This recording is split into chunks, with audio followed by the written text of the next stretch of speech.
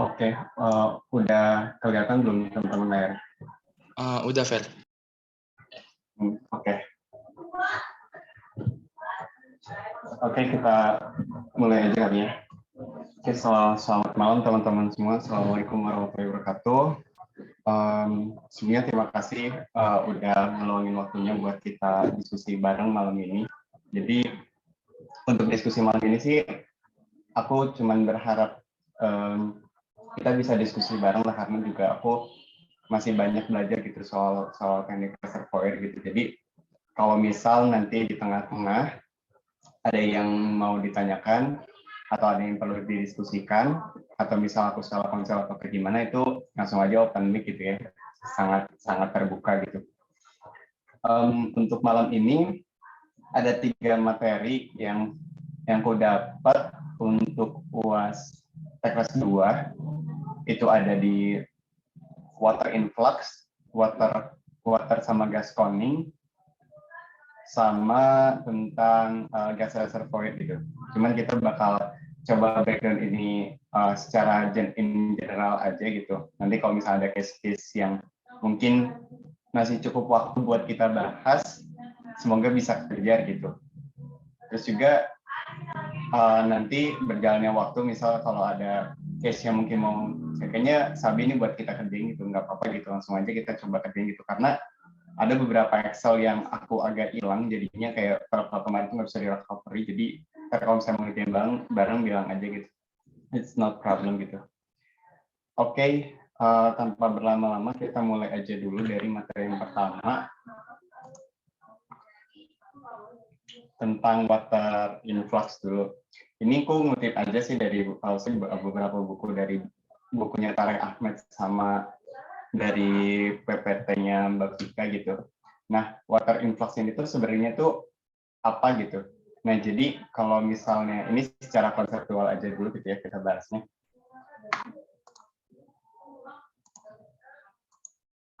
Nah, kan misal kita punya satu reservoir lah, katakanlah dia itu water drive reservoir gitu.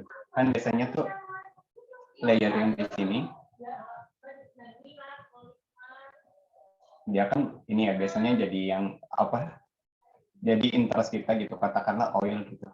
Di samping itu di sini itu biasanya tuh ada water gitu.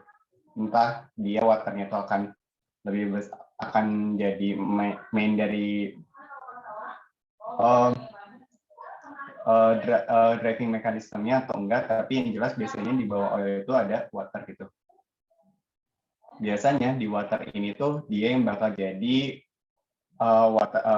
driving mechanism kalau misalnya dia itu adalah strong water drive gitu. Nah, water influx ini tuh terjadi kalau misal ketika oilnya kita produksikan gitu ya melalui sebuah fuel, bisa kita produksi gitu ya. Nah, ketika ini diproduksi kan istilahnya volumenya di sini tuh akan berkurang gitu ya. Nanti water influxnya itu ini bakal mengisi ke sini gitu.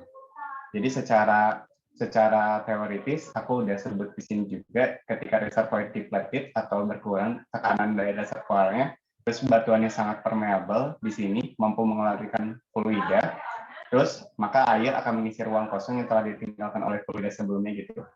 Ini contoh dari basic law of fluid flow in porous media. Mungkin teman-teman pada tahu juga gitu ya. Nah, jadi buat konsep water influxnya cuma segitu aja sih, untuk sekedar reminder aja gitu terkait apa sih sebenarnya water influx itu, terus kenapa dia bisa terjadi gitu. Nah, faktor-faktor yang menyebabkan itu yaitu ketika reservoirnya dia depleted, dia punya batuan yang permeable, berarti cukup untuk mengalirkan fluida. Terus karena adanya perbedaan pressure, dia harus mengisi biar jadi equilibrium, makanya nanti si waternya itu bakal pindah gitu. Sejauh ini aman lah ya buat konsep tentang water influx gitu, karena mungkin sudah banyak belajar juga gitu. Nah, terus sebenarnya water influx ini tuh apa perlu kita hitung atau perlu kita gimana gimana gitu. Sebenarnya dari konsep water influx ini tuh bisa kita hitung gitu. Maksudnya dihitung tuh kita ingin memperkirakan apakah pergerakan dari oil water kontaknya itu seberapa besar terus juga seberapa besar sih aquifer yang kita miliki dan lain sebagainya itu bisa diwakilin sama water influx itu. Nah, perhitungannya caranya kayak gimana? Jadi ada dua equation di sini. Aku nggak tahu ya Mbak Vika pernah ngejelasin soal ini atau enggak, tapi kalau nggak salah pernah gitu. Nah, ini kayaknya ya, sorry ya. Ini takutnya ke ini wait gitu. Nah, ada perhitungan water influx ini secara material balance gitu. Dia berbunyi kalau misalnya E subscript W, dia itu sama aja kayak QO dikali BO, Q gas dikali BD-nya, terus juga Q water dikali B water gitu. Ini maksudnya apa gitu. Jadi kan water influx itu adalah volume yang bakal mengisi kepada daerah sini kan ya. Nah, berarti kan yang diproduksiin dari layer ini tuh sebenarnya ada apa aja gitu. Tergantung kan ya. Bisa dia itu ada oil, ada gas, dia juga bisa ada water gitu. Berarti dengan kita mengetahui berapa banyak volume yang udah diproduksikan, kita asumsikan semua water ini tuh tidak punya restriksi lah untuk dia tuh berpindah ke layer reservoir tadi gitu. Jadinya apa yang udah diproduksikan nanti ya dia bakal masuk lagi ke sini gitu, ke si reservoir ini gitu.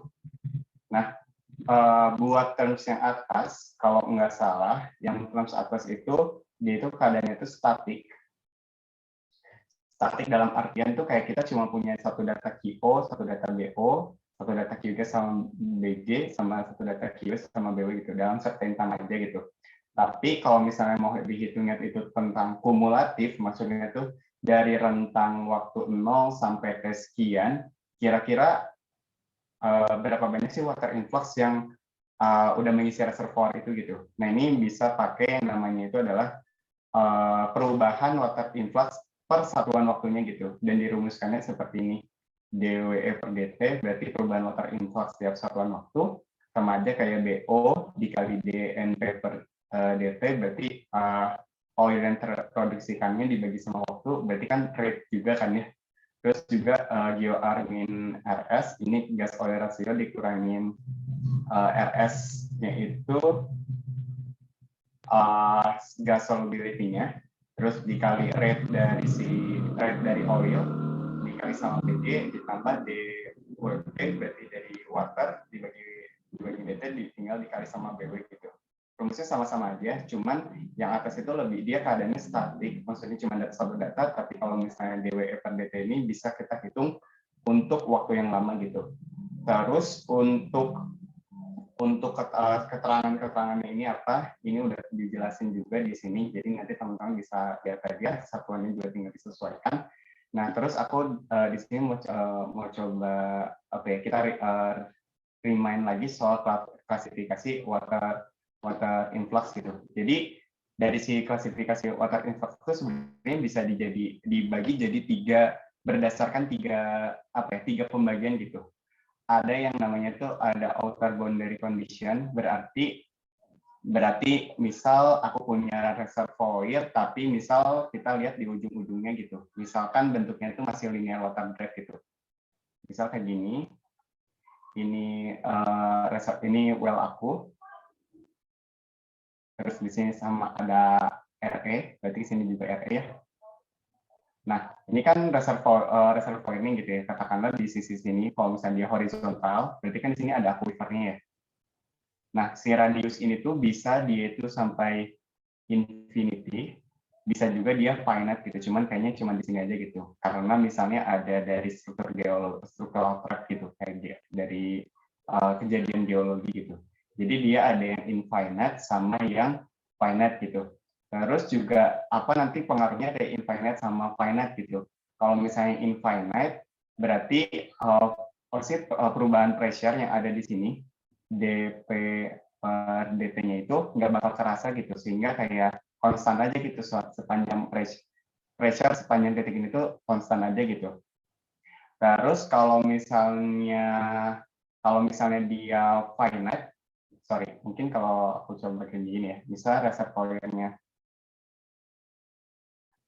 reservoirnya infinite, berarti kan dia DP per DT-nya itu tidak terasa gitu ya. Maksudnya ya bisa diabaikan atau bisa jadi nol gitu. Tapi kalau misalnya reservoirnya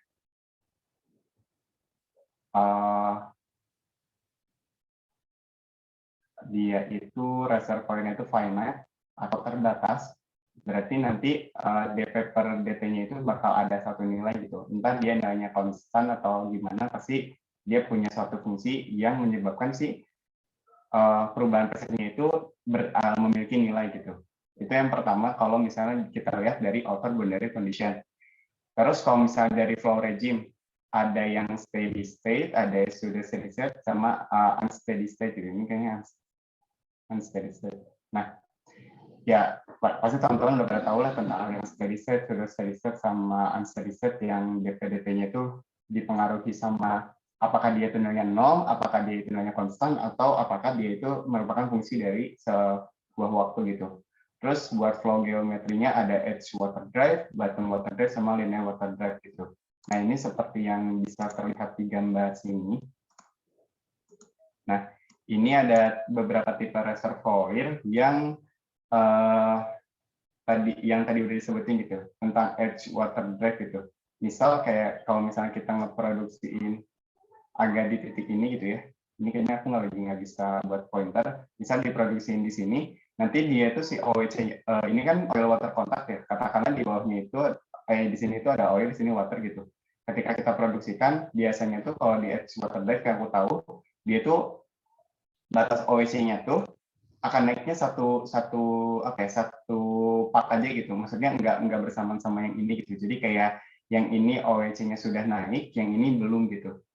Nah, tapi kalau misalnya bottom water drive, kalau misalnya kita produksi satu well aja di sini, dia itu dua-duanya itu bakal langsung naik gitu. Soalnya kan ini udah jauh lebih tinggi gitu dibanding sama yang edge water drive gitu.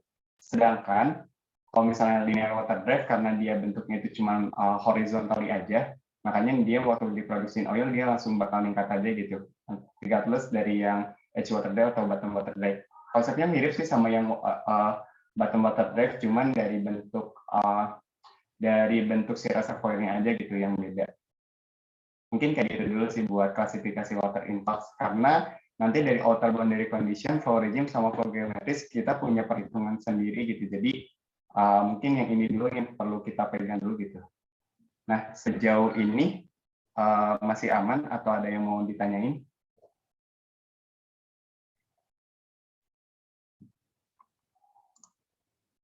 Oke, kalau masih aman ya. Oke, buat teman-teman kalau misalnya ada yang mau tanya, terus misal, kayaknya ini yang pernah aku dengar dari Mbak Vika tuh kayak gini gitu, nanti bisa di make sure aja ya teman-teman. Nah, kita lanjutin dulu aja kalau misalnya belum ada pertanyaan. Nah, dari Mbak Vika sih sebenarnya kan ada banyak yang metode yang sebenarnya kita tuh sebenarnya bisa memperkirakan berapa sih volume aquifer yang udah mencapai ke reservoir gitu. Sebenarnya juga sebelum ada Seal Twist steady state model tuh ada yang namanya itu kalau misalnya kalian masih ingat yaitu soal material balance gitu. Jadi sebenarnya konsepnya tuh paling pertama itu ada di material balance gitu, gimana caranya kita memprediksikan berapa banyak sih water yang udah masuk ke reservoir kita gitu. Nah, untuk aliran yang steady state model ini ada salah satunya gitu yang dipropos sama si Twist steady state penelitinya namanya Sir Twist. Terus dia kalau misalnya kita masih ingat tadi ini kan ada perubahan DWE per DT ya. Nah, di sini tuh dia memodelkannya itu dengan seperti aliran yang ada di aliran seperti pada Darcy Law gitu. Kalau misalnya teman-teman masih ingat kan ini mirip banget ya kayak Darcy Law gitu. Jadi inilah sebenarnya yang dia propose itu. Dia steady state model sama Darcy equation-nya gitu. Nah, DWE per DT ini nanti bakal menghasilkan S subscript W. Ini tuh berarti adalah volume water influx. Nah, dia itu nilainya itu seperti apa? Dia nilainya itu seperti ini, 0,00708 KH dibagi mu water, dibagi RA per RW, dan di sini tuh RA itu adalah jari-jari dari aquifer. Kalau nggak salah ya. Terus sama si Seal Twist ini tuh dipermudah gitu konsepnya itu dia nilai ini, karena nilai ini tuh katakanlah si permeability, thickness, viscosity, dia itu tidak berpengaruh terhadap waktu, maka dia itu dimodelkan dengan nilainya itu C. C, C berarti sama aja, persamaan itu nanti bakal kayak C dikali PI dikurangin P di setiap waktunya gitu. Nah, gimana sih cara kita mendapatkan nilai C ini gitu? Sebenarnya nilai C ini bisa dapat, ini itu adalah water influx constant dan bisa dicari dari historical production gitu. Terus gimana sih caranya kita bisa dapat nilai C? Terus juga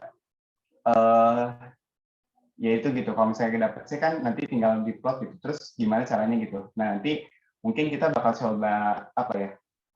Kembali untuk kita kerjain ini, apakah bagaimana sih cara kita menentukan nilai C-nya itu gitu. Cuma di sini juga aku udah coba kerjain dan ini juga sesuai gitu. Nanti mungkin penjelasannya aku lanjut setelah di sini lagi azan teman-teman. Jadi aku boleh minta waktu break 5 menit dulu nggak sambil aku ngambil minum. Gak apa ya?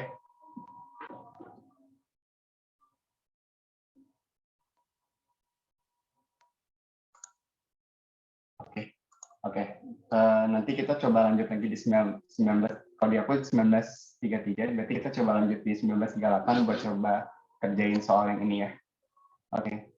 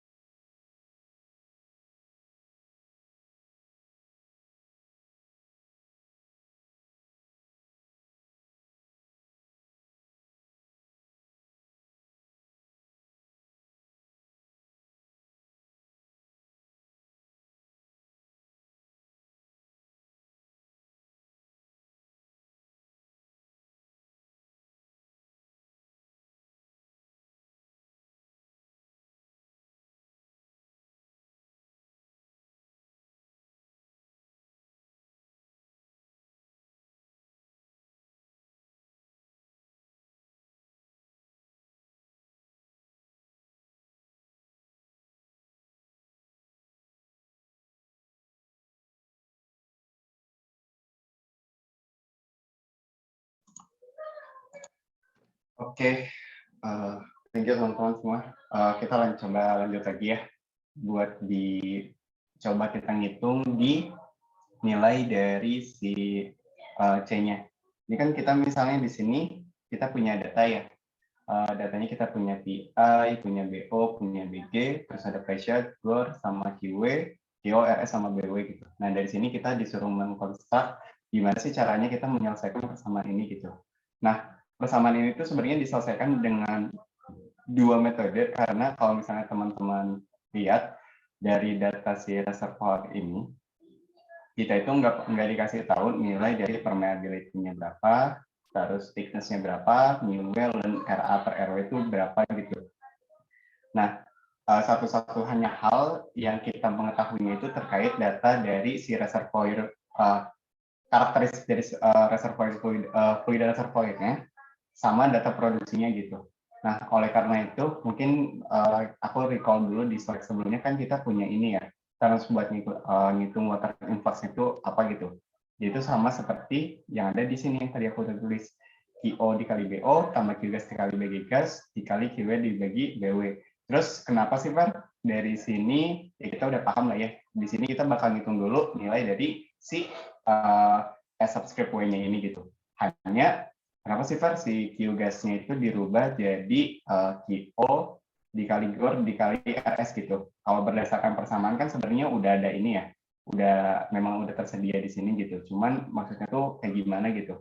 Sebenarnya kan di sini kita kebetulan kan nggak punya data gas ya, maksudnya produksi gasnya spesifiknya berapa gitu. Tapi dari sini kita punya nilai yang namanya itu gas oil ratio, terus juga kita punya RS gitu. Nah, dari nilai ini kita bisa convert gitu. Oh, kalau misalnya kita tahu data produksi dari oil, terus kita punya GOR, punya data RS, kita bisa convert nih, yaitu jadi C-gasnya gitu.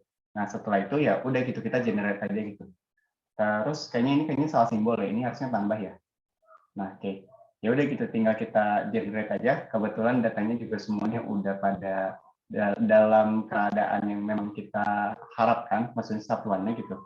Di sini berarti kan QO kali BO, QO-nya kita dapat itu 32.000 STB per day, kita kali sama BO-nya berapa, 1,4, terus kita kali GOR-nya, GOR-nya itu dapat dari nilai 900, dikurangi RS-nya itu adalah 700, satuannya pastikan udah sama, tinggal kita kali sama BG-nya berapa, sama kita kali rate sama oil-nya, terus kita tambah 0. Kenapa di sini 0? Karena di sini dia mengisyaratkan dia itu tidak terproduksi water gitu. Jadi ya nanti ya mau dikali berapa pun ya dia hasilnya 0 gitu. Tinggal tambah. Tadi udah coba ngitung hasilnya 50,048 gitu. BBL per day. Ini satunya BBL per day ya. Nah, lalu gimana sih cara kita menentukan si seal twist water influx konstan ini gitu, atau konstanta dari water influx miliknya si seal twist ini gitu. Kan tadi kita punya persamaan di sini ya. Kalau misalnya kita punya persamaan ini, recall misal S subscript W itu dia itu nilai itu dari C dikurangi PI ini P. Berarti kan kalau kita ingin cari C ya gampang aja gitu ya, tinggal S subscript W kita bagi sama PI min P, itu nilainya sama aja kayak C gitu. Jadi nanti nilainya itu kita bakal tahu gitu nilai dari C, tinggal kita bagi S subscript dibagi PI min P, dan hasilnya sekitar segini. Dan satuan ini adalah BBL per day PSI gitu, mirip kayak J ya, productivity index ya, cuman ini lebih ke konstanta dari water influxnya gitu. Masih simpel sih buat yang soal ini gitu. Cuman mungkin kelemahan dari hasil tulis steady state model ini dia tuh cuman bisa ngedeteksi cuman sekali nilai pressure-nya aja gitu. Kalau misalnya pakai persamaan yang ini gitu. Tapi nanti buat next persamaannya ada satu yang pernah didiskusikan sama Mbak Vika, kayaknya bisa kita generate lagi gitu. Oke, so far dari sini ada yang mau ditanyain nggak?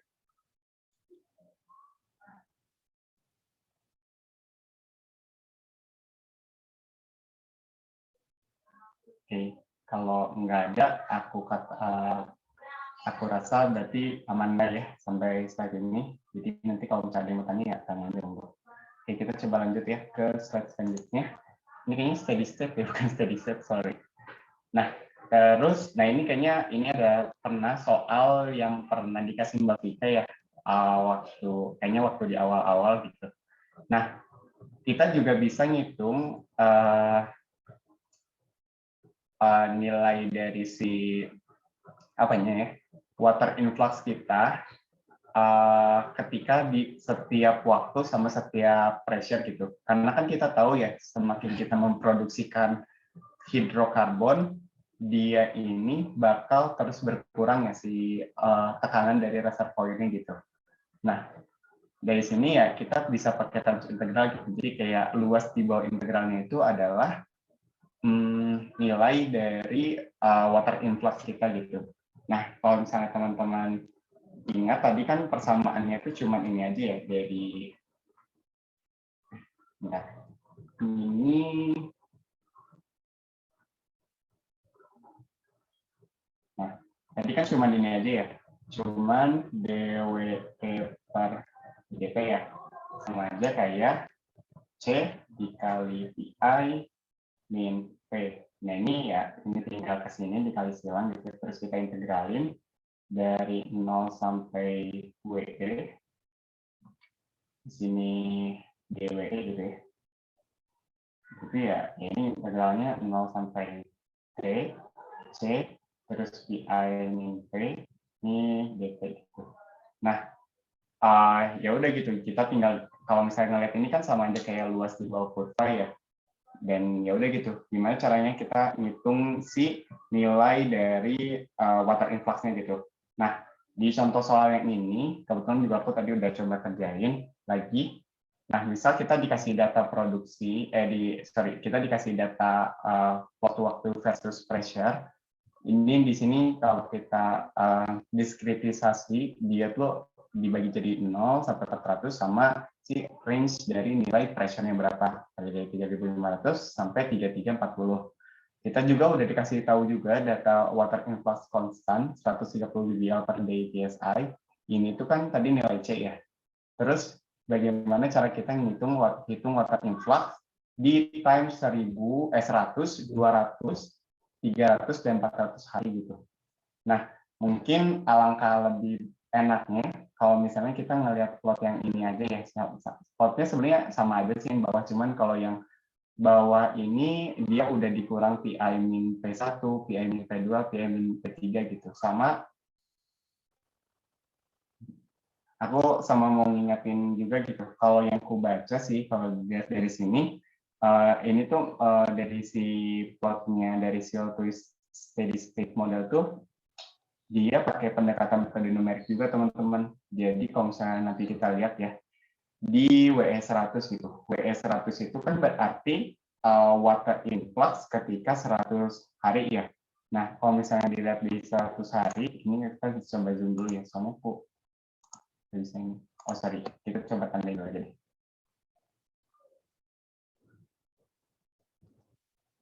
Nah,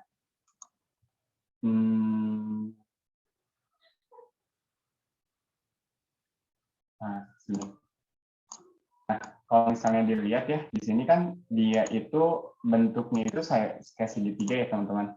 Nah, jadi buat nge-approach luas di bawah integral pertama kali itu, kita bakal pakai yang namanya itu luas segitiga. Nah, luas segitiganya itu didapat dari mana? Jadi kalau misalnya lihat teman-teman di sini katakanlah ya, yang P1-nya itu mau jadi alas atau menjadi tinggi juga menjadi masalah, cuman karena rumusnya itu adalah setengah dikali alas dikali tinggi, berarti kan sama aja ya kayak kalau di sini tuh kayak di W100 ini. Ini misal aku coba kerjain lagi. WE100-nya itu sama aja kayak tadi setengah dikali alas dikali tinggi. Alasnya itu kan berarti dari sini ke sini ya. Berarti kan sama aja kayak setengah dikali T1 min 0, karena time yang pertama kali itu adalah 0, terus kita kali sama tingginya berapa. Di sini kan udah selisih ya teman-teman, jadi aku langsung aja gitu. Ini PI min P1, ini PI, ini P1 ya bagi 2 gitu. Nah ini khusus untuk yang pertama kali gitu. kita luasnya udah dapat, karena kan di rumusnya juga kita tata rinciannya gitu. Nah, kalau aku hitung-hitung dapat tuh nilainya itu 325.000 BPL ketika dia itu nilainya 100 hari gitu. Nah, untuk yang times kedua hari, kalau nggak salah ingat nih teman-teman, kalau Mbak Vika tuh ngejelasin kalau bagusnya tuh kita ngebagi-bagi itu jadi section-section gitu. Jadi nggak kita buat jadi ini tuh jadi satu segitiga lagi gitu. Misal kalau misalnya kita buat segitiga lagi, ini misal kita buat segitiga dari sini sampai sini dibuat jadi segitiga. Sebenarnya hasil approach-nya itu sama-sama aja ya, cuman error-nya yang mungkin bakal jauh lebih tinggi gitu dibanding sama metode kalau pakai yang trapesium gitu. Makanya kalau yang seingatku di section selanjutnya, jadi kita tuh tinggal nambahin aja WE ketika 100D itu seberapa, kan tadi di sini udah kita hitung ya. Tinggal kita tambahin sama luas yang ini. Ini kan mirip ya sama trapesium ya. Nah, kalau misalnya masih ingat gitu luas trapesium kan, misal kayak kita punya ini, misal kita punya trapesium kayak gini, ya katakan gitu ya, dia punya nilai atas tambah bawah terus ini P, dia kan luasnya itu sama aja kayak A ditambah B dikali P dibagi 2. Ya berarti katakanlah yang di sini nanti A, yang di sini B, di sini P, ya nanti tinggal di-apply rumusnya, tapi jangan lupa nanti kita kali sama C, karena itu memang rumusnya gitu. Nah, ini nanti kita bakal dapat ini tuh WE di ketika 100 sampai ke 200 hari gitu. Tapi kalau misalnya diminta WE di 200 hari itu kayak gimana? Ya udah gitu, tinggal WE dari hari 0 ke hari 100 itu berapa, terus WE dari 100 sampai 200 itu seperti apa. Kayak gitu aja sih, masih simpel gitu. Oke, sejauh ini ada yang mau ditanyain nggak? Atau misal masih aman?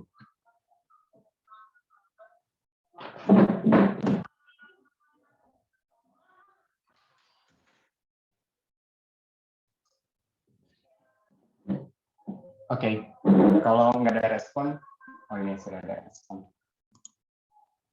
Oke, kalau misalnya masih aman, kita coba lanjut dulu ke yang selanjutnya. Nah, ini tadi yang 200 juga aku udah bilang juga. Tadi kalau yang 200, ya berarti kita coba lihat di titik ini. Terus nanti kalau yang 300, juga seperti itu. Nanti tinggal mengikuti pola iterasinya aja gitu. Iterasinya berarti ya, nanti tinggal di-record aja sih teman-teman si waktunya gitu. Nah, terus kita lanjut ke metode selanjutnya, ada yang namanya Harsh Modified Steady State Model gitu. Kita ganti typo lagi. Nah, jadi dari metodenya Sealthuis ini ternyata ada kelemahan yang tidak diestimasi atau tidak diperhitungkan di metode Sealthuis ini, yaitu adanya peningkatan drainage radius RA atau RA-nya itu setiap waktu gitu. Nah, yang menyebabkan si rumus itu perlu dimodify lagi gitu. Nah, jadi kalau misalnya dilihat, ini perubahannya dari metode Sealthuis itu cuma ada penambahan dari LAN AT ini gitu.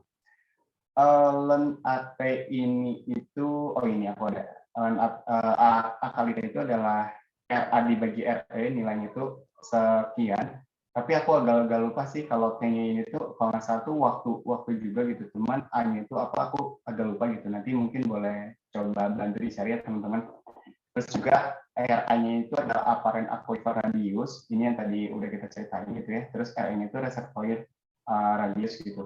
Nah, misal kayak kita bakal dikasih dataset gitu ya, dataset dari si plot antara pressure sama time.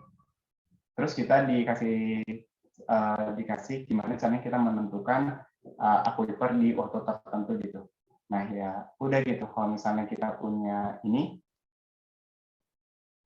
kan ini ada persamaan ini ya.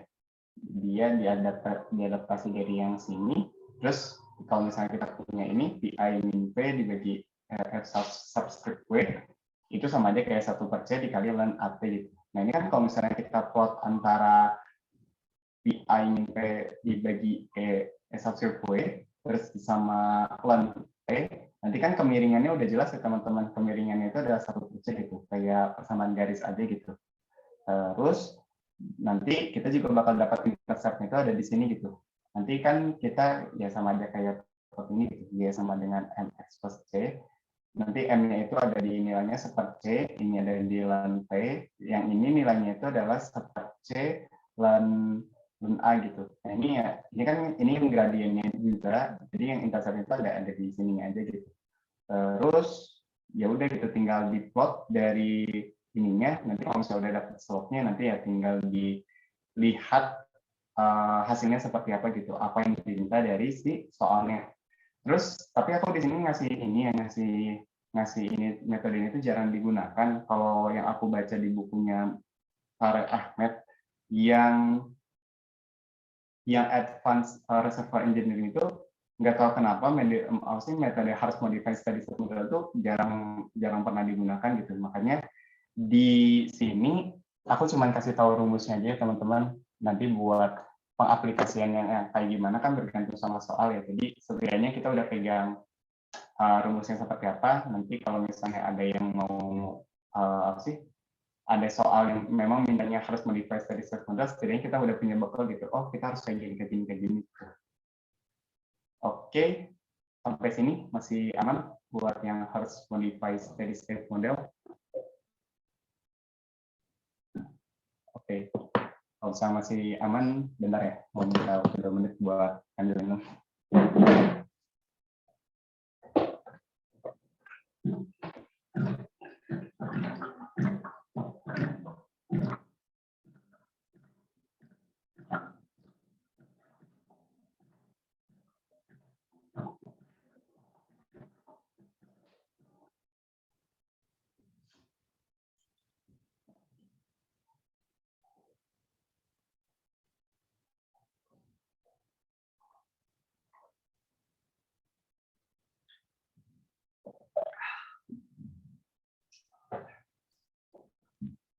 Oke, kita lanjut lagi ya teman-teman.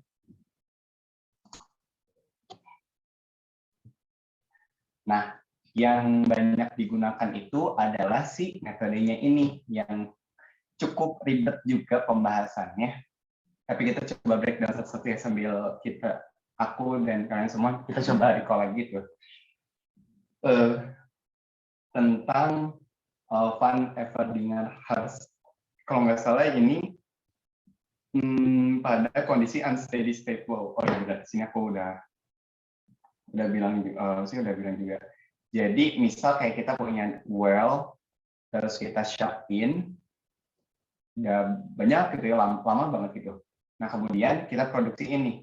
Kan produksi yang pertama kali itu alirannya itu kayak masih belum sampai ke steady state ini ya teman-teman, soalnya kan masih bukaan pertama gitu. Dia masih mencari sampai batas boundary-nya, nanti masuk ke pseudo steady state, baru ke nanti kalau misalnya udah konstan, tidak ada perubahan dp per dt-nya atau nilainya 0, nanti dia udah masuk ke ada boundary effect dan itu disebut steady state model gitu.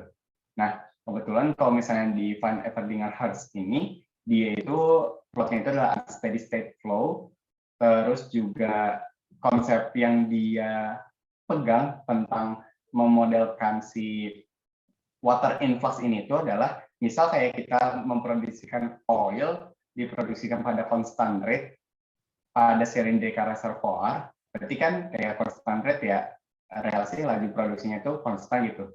Itu tuh sama aja kayak water flow di cylindrical reservoir gitu. Jadi kayak misal kita produksiin dari sini,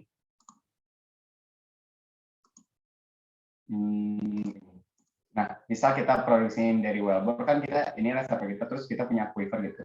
Kalau misalnya dilihat dari atas seperti ini, kita produksi minyak aja ke sini, terus dari sini kan pada masuk nih si aliran dari si oilnya gitu. Begitupun si aquifernya gitu, karena kan perbedaan pressure, terus dia ingin menstabilkan tekanan dari reservoir itu gitu. Jadinya aquifernya ikut masuk gitu. Nah idenya kayak gitu sih buat di si Van Everdingen-Hurst ini gitu. Terus juga dia asumsinya itu unsteady state flow, terus juga dari sini tuh kalau nggak salah ya dia itu, tapi ini masih ada bergantung sama R ya. Seingatku kalau nggak salah tuh dia pakai Laplace buat penyelesaiannya. Cuman aku agak bingung sih di sini ada TD gitu. Cuman diselesaikannya tuh dia pakai persamaan difusivitas, tapi dalam terms yang dimensionless gitu. Nah ini kan kalau misalnya teman-teman masih ingat gitu, penyelesaiannya itu kan ada dua ya. Pasti masih ingat lah ya ini tentang constant terminal rate sama constant terminal pressure gitu. Bedanya apa? Bedanya apa? Kalau misalnya konstan terminal rate, ingat aja gitu. Rate itu kan berarti laju gitu. Berarti rate water influx yang akan masuk ke zona itu tuh bernilai konstan gitu sepanjang waktu. Makanya yang bakal kita hitung itu adalah si pressure drop di reservoir aquifernya gitu. Beda halnya sama yang constant terminal pressure gitu. Berarti kan constant terminal pressure berarti di batas reservoir dia punya pressure drop di boundary itu bernilai konstan, dan yang kita hitung itu adalah dari rate water influx gitu. Jadi kayak dibalik gitu, yang rate kita ngitung pressure dropnya, kalau misalnya di constant terminal pressure kita ngitung dari rate oilnya gitu. Terus ada beberapa asumsi yang kita gunakan juga. Nah ini penggambaran aja gitu ya tentang ininya gitu. Kalau nanti ada beberapa istilah yang aku langsung coba langsung coba gambar-gambarin gitu. Soalnya kalau misalnya digambarin takut lupa teman-teman. Nah kebetulan kalau si penyelesaian Van Eerdingen-Harst ini dia pakainya constant terminal pressure gitu. Jadi yang dilihatnya itu adalah penurunan pressure di batas reservoir itu konstan, makanya kita bakal hitungnya itu si rate water influxnya gitu. Nah nanti ada yang namanya inner boundary, water encroachment, sama dan lainnya kita bakal jelasin gitu. Nah buat inner boundary di sini kan aku juga nyebutin juga gitu tentang inner boundary-nya itu kayak gimana gitu. Cuman ada yang inner sama outer gitu, kita coba separate dulu gitu. Kalau yang inner kita pegang aja gitu, dia boundary-nya itu antara aquifer sama reservoir gitu. Jadi ada batas antara aquifer sama reservoir. Terus kalau misalnya water encroachment itu berarti ya water yang bakal masuk ke reservoir kita gitu. Terus juga ini alirannya horizontal gitu. Nah ini itu adalah radial flow model yang paling ideal gitu. Jadi kalau misalnya teman-teman juga masih ingat soal, mungkin kalau lebih jelasnya tuh kalau yang gambar yang kotak tadi kali yang ada di slide sebelumnya. Nah tentang yang ini linear water rate gitu. Ini mungkin bisa lebih kebayang gitu. Alirannya tuh anggapnya seperti ini gitu buat di reservoir yang tadi gitu. Jadi dia alirannya tuh horizontal gitu sepanjang reservoirnya. Cuman horizontal itu ya dia kayak radial tapi alirannya itu horizontal gitu. Ya, sama sih kayak waktu well test kemarin gitu. Nah, di initial condition-nya itu asumsi yang digunakan itu PI-nya itu sama aja kayak P di setiap titik R, berarti dia itu nilainya itu sama kayak PI, berarti kan tidak ada perubahan ya. Terus juga outer boundary-nya itu di luar ininya ada infinite aquifer sama bounded aquifer. Berarti kan yang tadi gitu, outer boundary itu berarti batas dari si aquifer, batas terluarnya itu seperti apa gitu. Maksudnya batas terluar tuh berarti aquifernya itu ya ada di pojok sini sama pojok sini gitu. Apakah dia ada punya pojok atau enggak? Kalau misalnya nggak punya pojok ya dia bisa infinite pada R hingga, ataupun kalau misalnya dia bounded gitu, bounded berarti terbatas, berarti dou per dou R itu 0 pada R sama dengan RA. RA di sini pun tadi udah disebutin juga ya, dia itu adalah radius apparent dari si aquifer kita gitu. Terus juga ada asumsi-asumsi yang perlu digunakan, siapa tahu juga ditanya gitu ya, nanti ada ketebalan reservoir yang uniform, terus permeabilitasnya konstan, porositasnya uniform, rock compressibility sama water compressibility-nya juga konstan gitu. Jadi tidak bergantung sama pressure sama temperatur ataupun sama waktu gitu. Nah, dari asumsi ini sebenarnya gimana sih dia cara nyelesainnya gitu kan, sebenarnya kayak kita mau butuhnya gimana sih cara nyelesainnya gitu. Nah, ini yang mungkin keluar kemarin waktu soal kuis ya, tapi aku juga salah sih, nggak sih ada yang nggak beres gitu waktu ngerjain kuisnya gitu. Jadi dia diselesaikannya itu kayak gini gitu. Ini ada beberapa rumus yang mungkin nanti teman-teman bisa kita coba juga gitu. dia kita cari terms dimensionless-nya dulu. Setelah kita dapat time dimensionless-nya, terus kita plot apakah dia itu nilainya itu infinite atau finite. Nanti bakal ada tabel gitu, entah itu tabel atau itu grafik yang bakal kita lihat gitu. Setelah kita tahu ini data dimensionless time, dimensionless apa ya itu radius, terus ada total compressibility, kita sesuaiin juga sama si satuannya. Nanti kita bakal bisa dapat nilai si WE-nya gitu. WE-nya tuh dia adalah B dikali delta P, terus WED ini itu adalah water influx tapi yang dimensionless gitu. Terus dengan B-nya itu adalah 1,119 kali velocity kali CT kali RE kuadrat dikali H.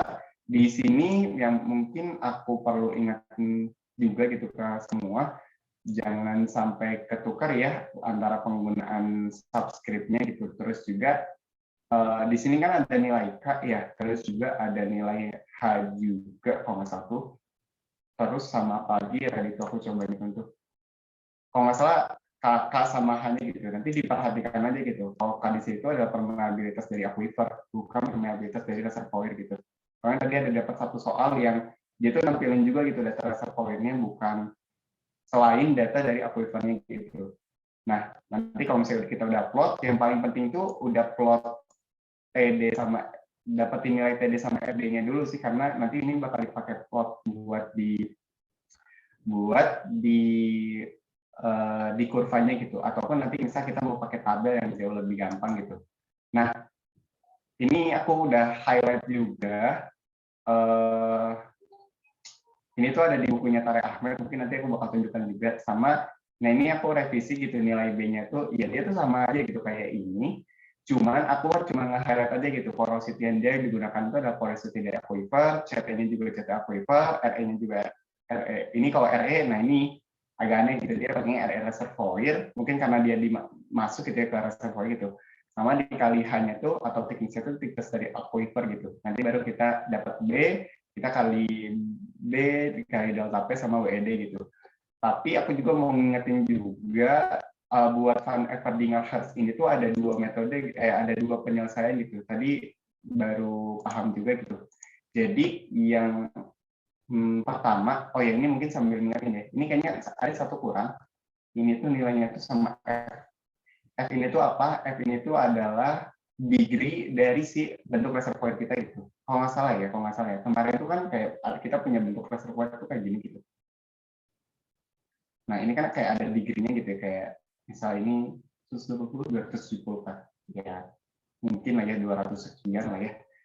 Ya katakanlah 230-an gitu. Nah degree ini tuh ternyata berpengaruh besar terhadap si perhitungan dari water influx kita gitu. Bukan perhitungan ya, lebih ke estimasi perhitungan dari water influx kita gitu. Nah, jadi kalau misalnya teman-teman pakai rumus B ini, berarti B ini tuh diasumsikan bahwa si reservoir-nya itu, aquifernya itu bentuknya itu ya 360 gitu, maksudnya kayak lingkaran penuh. Tapi kalau misalnya dia itu punya degree, berarti ya nanti perlu dikali F gitu. Ini cuma perbandingan aja sih teman-teman, tinggal bandingin sudutnya berapa dibagi sama 360 gitu. Terus tadi yang aku mau bilang di Van Everdinger Hertz ini tuh ada dua gitu cara penyelesaiannya itu. Pertama, dia punya nilai delta P yang nilainya itu cuma satu nilai gitu ya. Tapi ada juga yang dia tuh punya berbagai nilai gitu. Yang satu nilai itu ya gampang gitu, maksudnya kayak P inisial dikali P aktual ya udah gitu dapat satu data gitu. Cuman kalau misalnya kita dapat data itu yang cukup banyak, nah ini agak tricky sih buat nyelesainnya gitu. Nah, mungkin kita bakal coba kerjain dulu kali ya buat yang soal yang ini gitu. Kalau nggak salah aku udah coba simpen soal yang nggak yang kemarin sih, pernah dikerjain aja gitu sama Mbak Fik yang kemarin. Ya, mungkin aku stop share dulu kali ya, kita coba reksa aja dulu.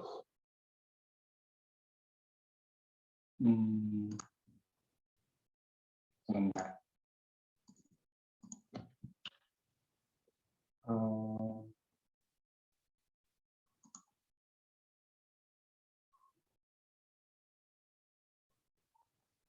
Mana ya?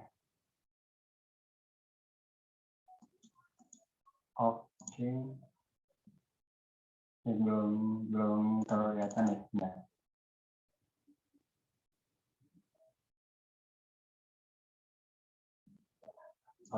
Water influx pada tandingan keras. Oke, gue izin search aja teman-teman. Oke, persiapan. Nah, ini. Nah, ini udah kelihatan belum si Excel-nya? Ya, Fer. Oke, udah ya. Nah, tadi aku ini adopsi dari soalnya di buku Tarek Ahmed aja gitu. Jadi sama juga sih ada juga yang pernah, kalau nggak salah tuh pernah dikerjain juga gitu sama Mbak Vika gitu, soalnya sama kayak gini gitu. Nah, misal kita punya soal kayak gini, ini nanti bisa dilihat juga ya sama teman-teman juga. Calculate the water influx at the end of the 1, 2, and 5 years into a circular reservoir with an aquifer of infinite extent. Terus dia inisial and current reservoir-nya itu 2500 sama 2490 psi. Terus data reservoir sama aquifernya itu dikasih tahu gitu. Nah, dari data ini kita disuruh konstruk berapa sih nilai estimasi dari water influx yang masuk ke reservoir kita gitu. Nah, yang pertama dari informasi soal ini kan kita bisa tahu juga ya bahwa kayaknya dia itu bentuk dari aquifernya itu dia nggak punya, dia degree-nya itu 360 degree gitu. Kenapa aku bisa confident dia itu 360 degree? Karena dia dibilang itu circular reservoir gitu. Dan tidak ada data lagi yang menyebutkan kalau misalnya dia itu how circular reservoir ataupun kayak fraction pembaginya gitu. Jadi aku cukup pede aja gitu buat dia sebutin kayaknya ini dia 360 degree gitu. Itu yang pertama. Terus yang kedua tuh kita punya nilai RED yang infinite gitu. Nah, tujuannya kita punya RED infinite itu apa? Nanti kita buat nanti dapetin nilai WED-nya gitu. Tapi sebelum itu kita harus tahu dulu nilai PD-nya gitu berapa. Terus dan lain sebagainya. Nah, data-data ini yang tadi aku udah highlight juga ya si rumusnya ini, kita pakainya itu ada data yang aquifer, ada yang pakai juga data dari reservoir. Jadi agak hati-hati aja gitu teman-teman kalau ada persoalan seperti ini gitu. Semoga juga keluar gitu. Oke, di sini aku cuma pindahin aja teman-teman apa sih parameter-parameter yang perlu kita ketahui gitu. Ini infinite, sorry. Terus juga degree-nya 360, inisialnya, terus ini ada data reservoir sama aquifer gitu. Dia ada 2000 infinite, terus thickness-nya 20, sini 22,7. Ini cuma mindahin aja. Terus jangan lupa di porosity-nya, kalau misalnya nggak nyaman langsung convert aja jadi fraction. Terus di sini ada water viscosity-nya, ada water compressibility sama fluid compressibility gitu. Nah, yang pertama yang mungkin kita perlu concern itu adalah kita ngitung dulu dari si PD-nya gitu. Aku juga udah kasih step by step-nya di sini biar apa ya, aku juga bisa ingat gitu. Pertama sih, oh ya sebelum ngitung PD ya, kita hitung dulu si CT dari aquifernya atau total compressibility dari si total compressibility dari aquifernya gitu. Aku agak lupa sih CF itu kalau nggak salah tuh fluid compressibility, cuman kalau misalnya salah tolong dikoreksi teman-teman. Kalau nggak salah tuh CF, ya di sini tuh datanya CF gitu, cuman kalau nggak salah tuh CF tuh fluid compressibility gitu. Jadi nanti kalau aku salah nanti tolong kasih tahu aja ya. Kita tambahin aja nilai dari compressibility dari si aquifernya, berarti ya water compressibility di aquifer kita tambahin sama fluid compressibility di aquifer. Dia nilainya itu adalah sekian, aman lah ya gitu.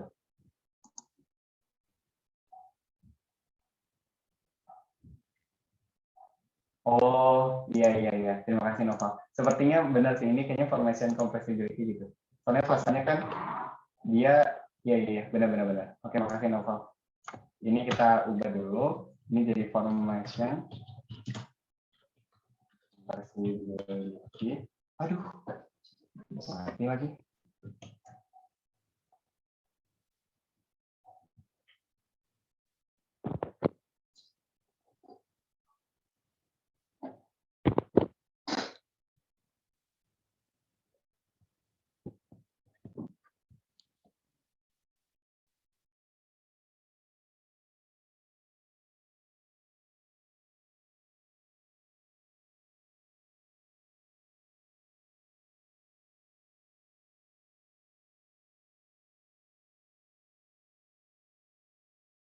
Langsung lagi ya. Oke. Sorry ya, tadi aku agak aneh sih kok tiba-tiba langsung mati. Oke, kita coba dulu ya. Formation. Oh, bentar.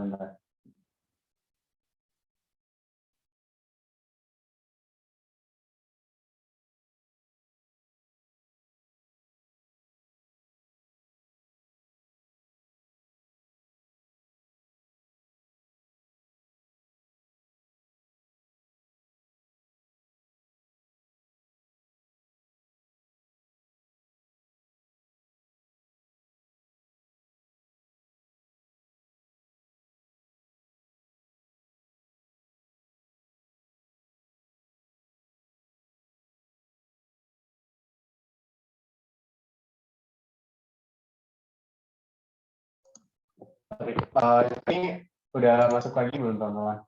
Halo? Udah, Fer. Oh, oke. Maaf ya, ada trouble gitu. Oke, aku coba ulang lagi. Oke, udah masuk. Ini.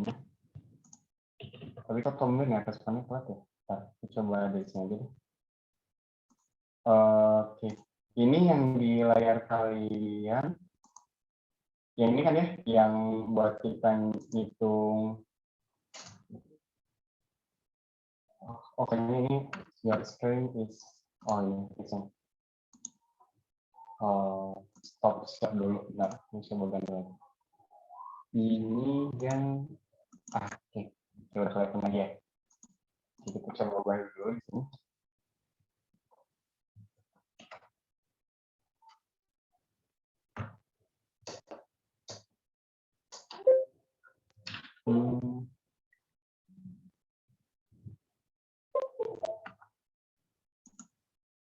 Oke, kita coba lanjut lagi ya. Oke, ini tadi formation complexity kita udah tambahin di sini.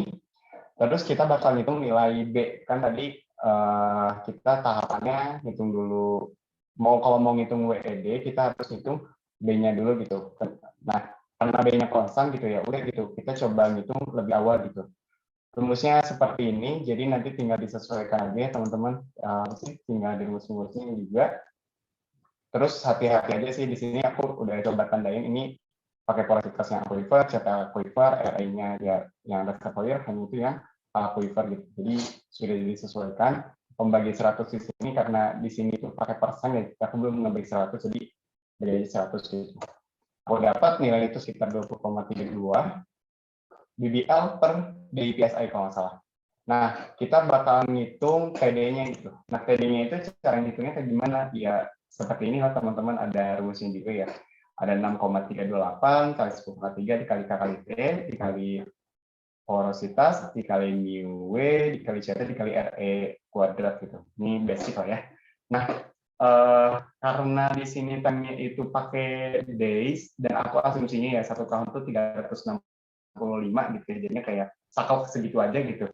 Ya udah gitu, paling gampangnya itu ya kita buat si TD ini tuh kita buat jadi fungsi terhadap waktu gitu. Jadi kayak kita nge-define dulu perkalian 6,328 kali 1,3 dikali K berapa, terus dibagi yang terus bawah ini nilainya berapa, dia nanti fungsinya itu hanya bergantung sama waktu gitu. Karena kan asumsinya ya porositas, mu W, CT sama RE-nya itu ya selalu konstan gitu, kayak tidak ada perubahan sepanjang waktu gitu.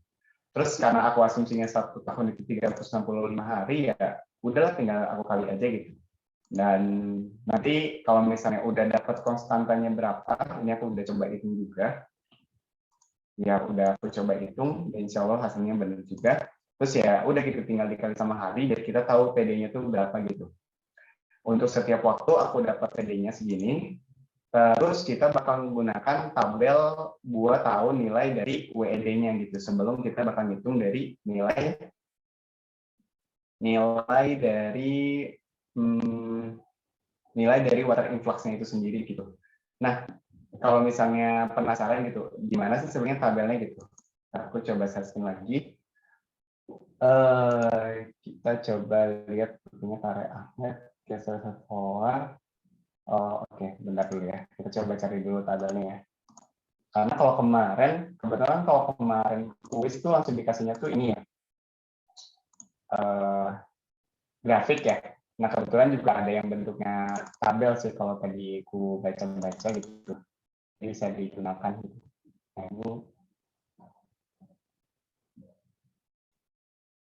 ini bentar dulu ya, langsung coba cari. Nah, ini yang poin yang D, terus PE 2.1 infinite Oke, aku coba setting baru ya.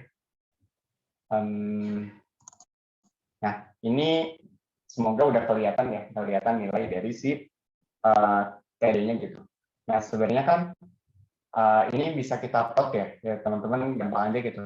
Kalau teman-teman tahu dimensional tadinya berapa, tinggal tarik ke atas. Nanti kalau misalnya ada, we'll see udah match gitu sama si ininya ya udah gitu tinggal tarik ke sebelah kiri gitu. Cuman agak diperhatiin aja gitu. Di sini kan 10,4 sampai 10,7, sini 10,7 sampai 10,10 gitu.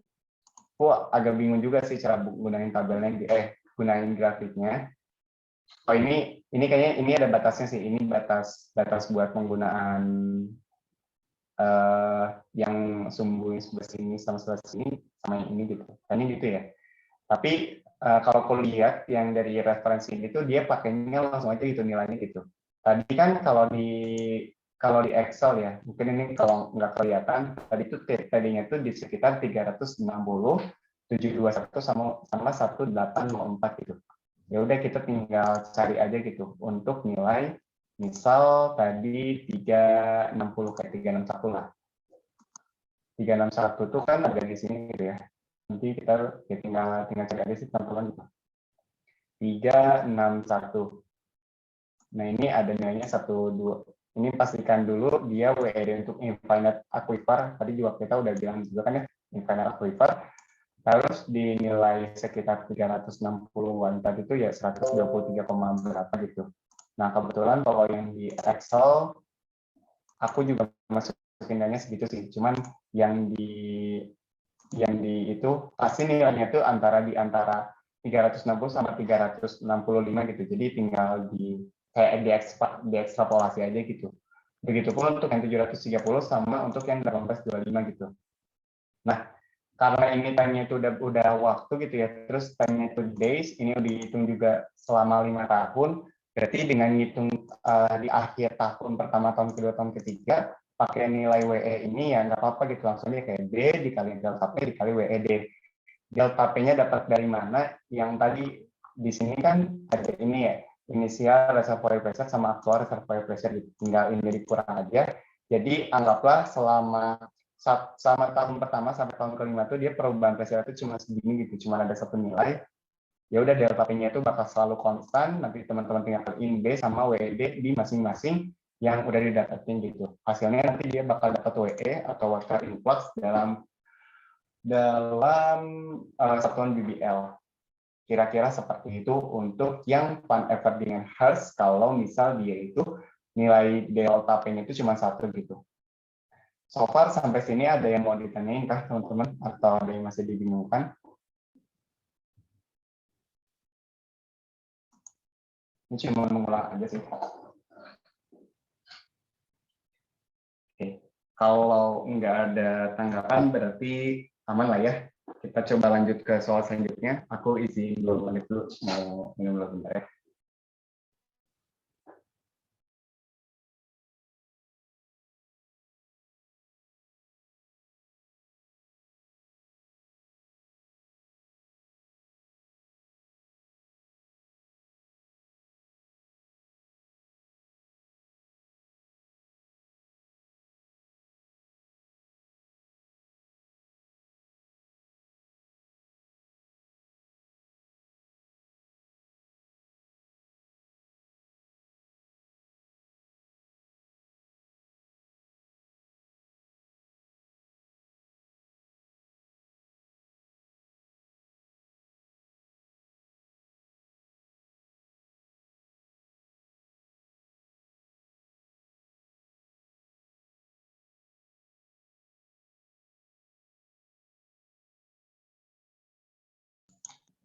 Oke, kita lanjut ke nomor selanjutnya teman-teman. Kalau misalnya ada pertanyaan, boleh aja langsung tanyain gitu ya.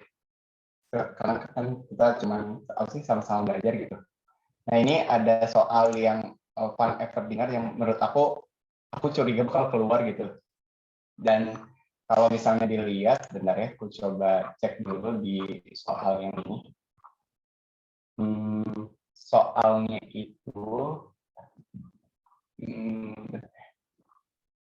kalau misalnya teman-teman punya bukunya Tareq Ahmed di halaman 2 per Kibab 2, halaman 165, 164 sama 165 gitu. Ya ada gitu soal ini ya. Nah, aku coba cek ini. Nah, ini ada soal yang water influx. Jadi kan kalau misalnya tadi teman-teman ingat ya, tadi kalau misal boundary pressure-nya itu yang tadi soal bisa di di sheet 1 yang tadi, itu tuh kalau misal di outer boundary-nya itu dia namanya konstan gitu. Nah, bagaimana kalau misalnya nggak konstan gitu? Ini ada gambar-gambar yang mungkin bisa teman-teman coba renungi, pahami gitu ya buat nanti alur pengerjaannya itu seperti apa, karena kalau aku nangkep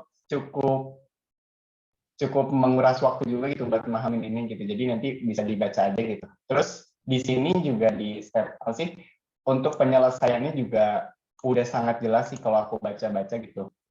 Jadi nanti kalau misalnya teman-teman ada sempat waktu mau review soal ini tuh ya silakan gitu. Nah, mungkin kita bakal ngerjain dulu di sampel 2.7.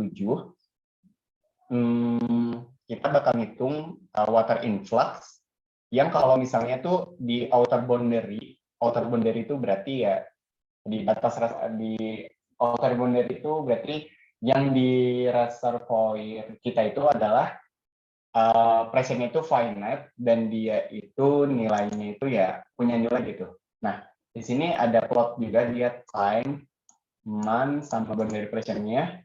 Ada dikasih tahu juga B-nya, berarti alhamdulillah kita nggak perlu ngitung, sama TD-nya ada fungsinya juga, jadi tinggal kita ngitung kira-kira water influx di time ke 6 sampai 24 bulan tuh kira-kira berapa banyak gitu. Nah, kalau pastinya sebenarnya kalau misalnya udah ngikutin step by step ini pastinya paham gitu ya, semoga paham gitu. Cuman kita coba diskusi aja ya, barangkali juga aku ada yang salah gitu waktu ngerjain ini. Bisa kita coba pindah lagi ke kalkulator Excel-nya, insya Allah juga pasti waktu-waktunya atau misalnya dari si nilai-nilai ini udah aku plot sedemikian rupa, jadi semoga tidak ada yang ini. Tapi gue udah coba udah coba lihat lagi sih, tapi aman juga gitu, jadi semoga aman gitu. Nah, kita punya waktu, aku coba masukin dulu deh, tadi ada yang salah kayaknya. Time-nya 182,5, 365, 547, sama 730. 0, 6, 12, 18, 24, 2500, 2490, 2472, 2444, 2408. Oke, nah, pertama kan tadi kita udah kasih tahu B sama dikasih tahu fungsi dari PD-nya itu berapa gitu. Nah, ini aku geser sedikit aja. Nah, kita bakal ngitung dulu pertama water influx selama 6 bulan gitu. Rumusnya masih tetap sama sih teman-teman, masih tetap kayak yang ini gitu.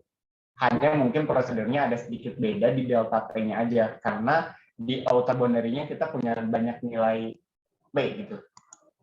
Nah, misal kita ngitung di water influx selama 6 bulan. B-nya kita udah dapat konstan dari soal DBL per DPS gitu kayaknya ini. Terus PD-nya gampang banget sih teman-teman, tinggal kaliin PD ini. Jangan lupa dicatat ke time month-nya ini dikali gitu. Mungkin nanti ada yang tanya gitu, kok Fer yang 6 bulan tuh dia dikali kayak 30 tuh dia nilainya 182,5 gitu. Ini aku nggak tahu ya, maksudnya dia convert itu apakah dia benar-benar pas 30,4 atau misalnya di bulan pertamanya dia punya hari yang jauh lebih banyak atau gimana, aku nggak tahu. Cuman aku nge-return itu times day-nya di sini tuh bukan convert dari sini gitu. Istilahnya bukan hanya 66 kali 30 aja gitu, tapi ada beberapa hari yang perlu kita hitung gitu. Jadi kita fokus di sini aja gitu sih buat ngitung TD-nya. Lihat dari hari kan udah dapat tuh TD-nya itu berapa, sekitar 180,456. Tadi kan kalau teman-teman lihat jangan lupa untuk kita tuh tahu plot dari si nilai apanya ya? Nilai dari si WED-nya itu sendiri gitu. Terus ini DP-nya gampang banget teman-teman, tinggal DP-nya itu adalah pressure dari di periode, aku bilangnya periode pertama ya, soalnya nanti kayaknya bakal ada kayak periode kedua, periode ketiga itu takutnya terusnya beda-beda, tapi kita coba sepakati aku ngomongnya periode gitu. Nah, itu sama aja kayak setengah dikali boundary pressure di time ke 0 sama boundary pressure di time ke 6 bulan dibagi ya setengah, ya udah setengah gitu, setengah kali selisihnya gitu. Dia nilainya 5 PSI ya, karena kan ini kurangin 10, dia nilainya 5. Terus, oh ternyata ini infinite gitu. Tapi aku agak bingung juga ya, ini boundary pressure-nya tuh kok dia punya nilai. Cuman kalau dari yang bukunya Pak Tarik Ahmed itu dia bilangnya di plotnya itu ke infinite reservoir gitu. Terus ya udah gitu tinggal kita plot, WD-nya dapat dari tabel yang udah tadi disajikan gitu ya. WE-nya juga bakal dapat gitu. Sejauh ini masih aman lah ya, karena masih kayak ngulang yang di Van Everdingen-Hartz yang sebelumnya gitu. Terus yang water influx setelah 12 bulan ini tuh kayak gimana gitu. Jadi nanti ada, ini teman-teman perlu ngitung namanya tuh DP1 sama DP2 gitu. Differential pressure karena periode pertama sama differential pressure karena yang kedua gitu. Jadi kalau misalnya teman-teman mungkin nanti ya berkesempatan buat baca gitu, mungkin alangkah baiknya baca sih buat mahamin delta pressure 1 sama delta pressure 2 itu seperti apa gitu. Nah, kalau misalnya dilihat di terms yang kedua, let the boundary pressure decline again to P2 after P2 days with a pressure drop of delta P2 itu adalah P1 min P2 gitu. The total cumulative water inflow after 2 days will result from the first pressure drop delta P1 and the second pressure drop delta P2 gitu. Nah, yang delta P2 ini cukup unik ya, maksudnya enggak langsung ini gitu. Meskipun teman-teman bisa dapatin ini ya. Misal 2000 kan delta pressure ini tuh bukan nilai, kalau nggak salah ya, bukan nilai ini dikurangin ini dibagi 2 gitu. Nah, bukan kalau misalnya dilihat kan dilihat nilainya 9 PSI gitu. Sedangkan di sini kok bisa nih DP 1-nya itu dia 14 PSI gitu.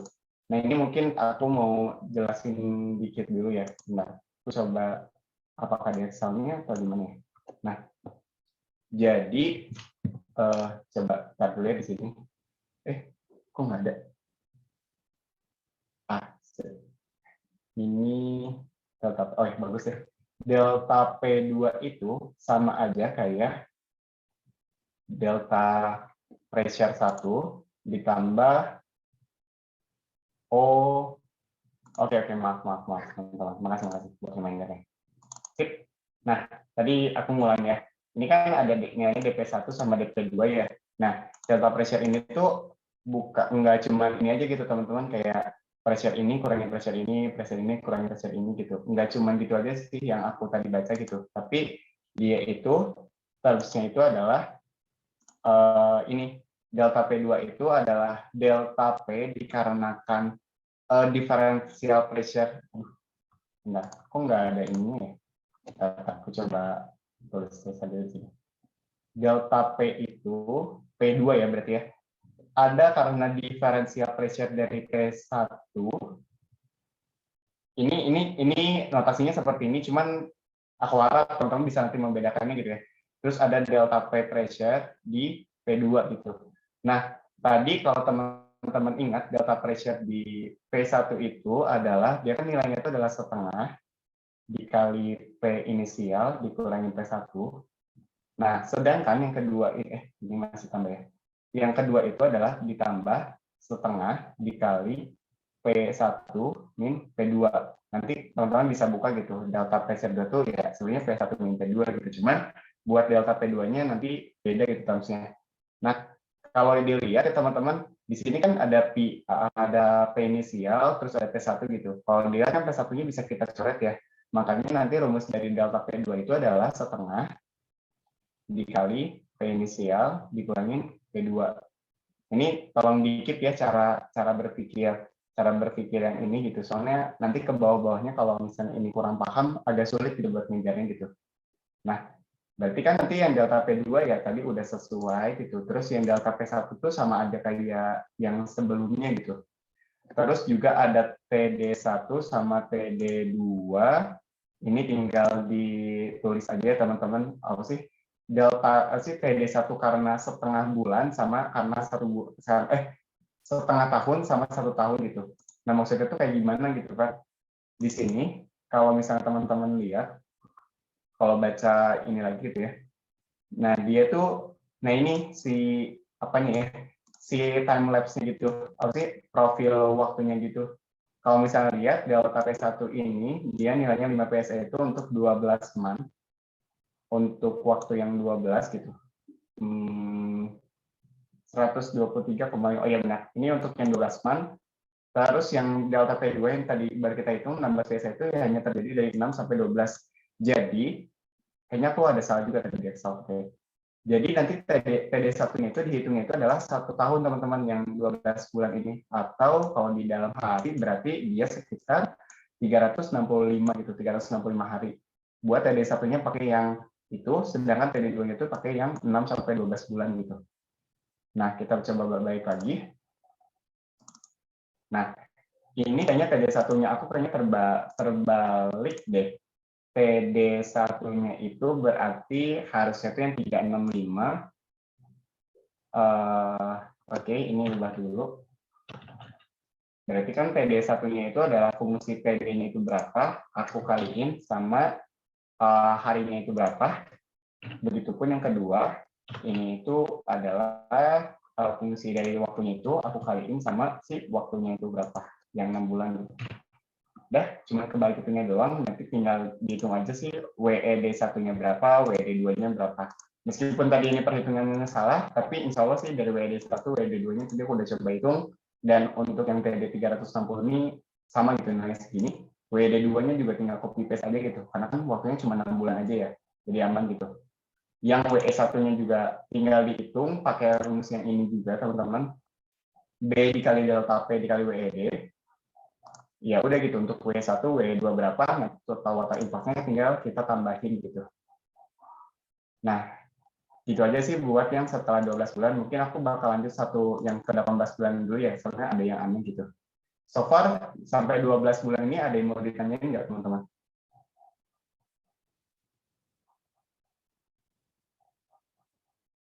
Oke, nggak ada? Oke deh, alhamdulillah kalau misalnya aman ya. Ini kalau nggak salah masih Excel ya.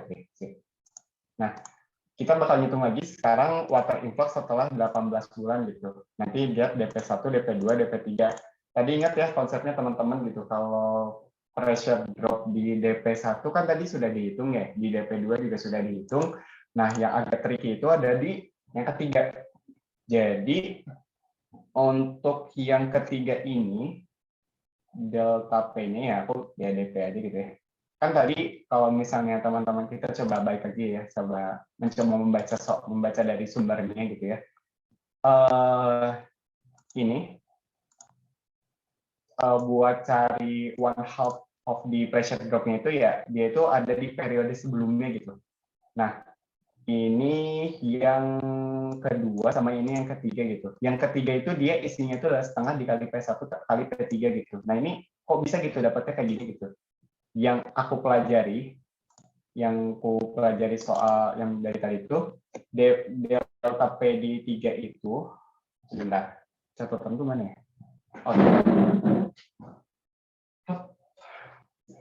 Oh, yang di nilai delta P3 itu ada di nilai delta P di second period.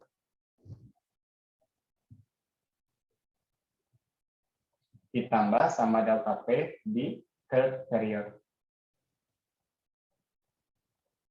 Nah, nanti delta P dari second period itu dia bukan nilai yang ini ya teman-teman, bukan nilai 14 ini, tapi dia itu nilainya itu adalah setengah dikali P1 dikurangin P2. Ini P1 ya, bukan P2 gitu. Terus ditambah sama setengah dari P2 min P3. Nah, kalau misalnya dilihat kan P2-nya bisa kita coret ya. Nanti makanya dia nilai DP-nya di sini itu adalah nilainya setengah dikali P1 min P3. Makanya di sini tuh bukan yang nilai DP3-nya itu bukan gara-gara dia dikurangin ini kurang ini bagi 2 gitu. Enggak gitu. Cuman konsepnya memang seperti ini gitu. Terus jangan lupa juga buat hitung TD1, TD2, TD3. TD1 ya pastinya terlama, efeknya dari 18 bulan, TD2 yang 12 bulan, TD3 itu yang 6 bulan gitu. Ini kayaknya juga terbalik lagi, jadi tinggal diubah aja teman-teman gitu. Ini kayaknya yang TD2 itu harusnya itu 360 sama ini deh. Ini spill harus. Nah, nilainya tuh sama aja kayak gini. Nanti ya kembali lagi teman-teman, tinggal kita lihat aja di tabel buat dapat nilai WED-nya, dapat deh nilai WE-nya gitu. Dan tinggal dijumlahin, nanti bakal hasilnya juga dapat gitu, nilainya segini. Kayak gitu aja sih paling gitu. Soalnya kemarin itu kalau nggak salah ada di soal ini tuh ada soal di PPT gitu, tapi aku nggak tahu gitu apakah udah dibahas atau enggak. Cuman agak bingung aja sih kalau misalnya yang ini nggak dipahami gitu. Nanti untuk delta P4 tuh kayak gimana gitu, Fer? Ya, delta P4 berarti nanti ada dari delta P dari third period. Kayak ada polanya sih teman-teman kalau misalnya udah lihat ini. Kok ada setengah gitu. Katakanlah delta P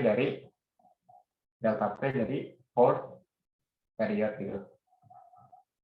Berarti kan nanti kalau delta P yang di sini kan ini nilainya setengah dikali P2 min P3. Terus yang di sini tambah setengah dari P3 min P4. Nanti bakal ketahuan juga gitu. Dia delta P-nya itu kan sama aja kayak setengah dibanding P2 min P4. Kayak gitu sih. Nah, nanti juga bakal ketemu polanya, jadi bisa lebih gampang aja gitu buat kerjain sih.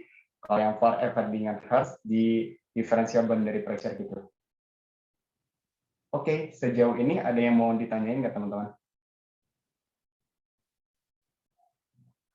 Fer, Gimana? mau nanya yang tadi dong, yang fun itu.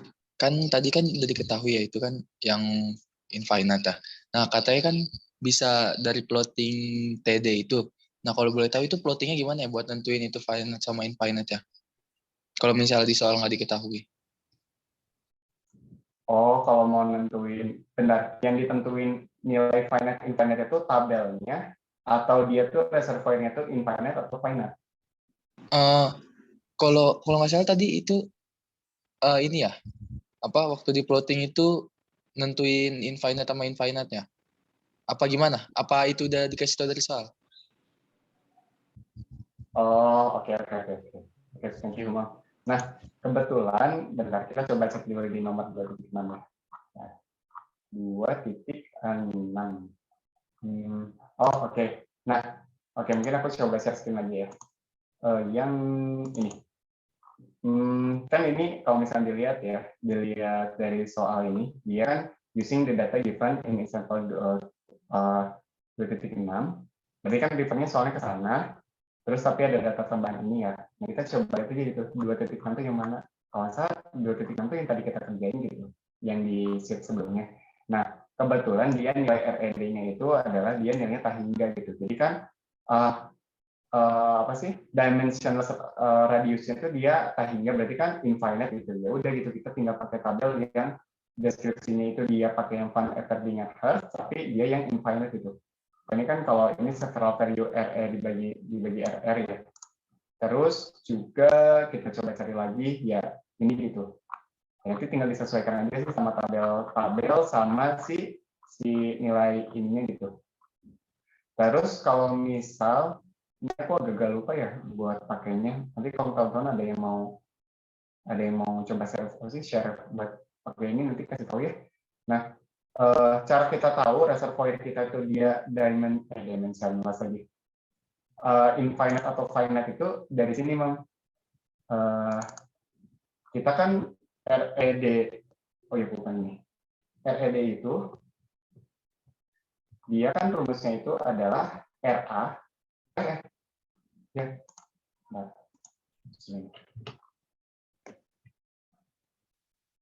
RED itu sama aja kayak radius dari akuifernya dibagi sama radius eksternal dari reservoir atau drainage areanya berarti. Radius dari reservoirnya benar. RA kan tadi di diskusi awal kita kan bisa nge-define ya apakah RA ini tuh punya nilai atau misalnya itu finite.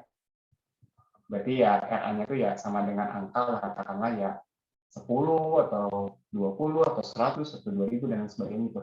Kalau infinite maksudnya kayak dia tuh nggak ketemu batas reservoirnya, berarti kan RA-nya tuh nanya tak hingga ya.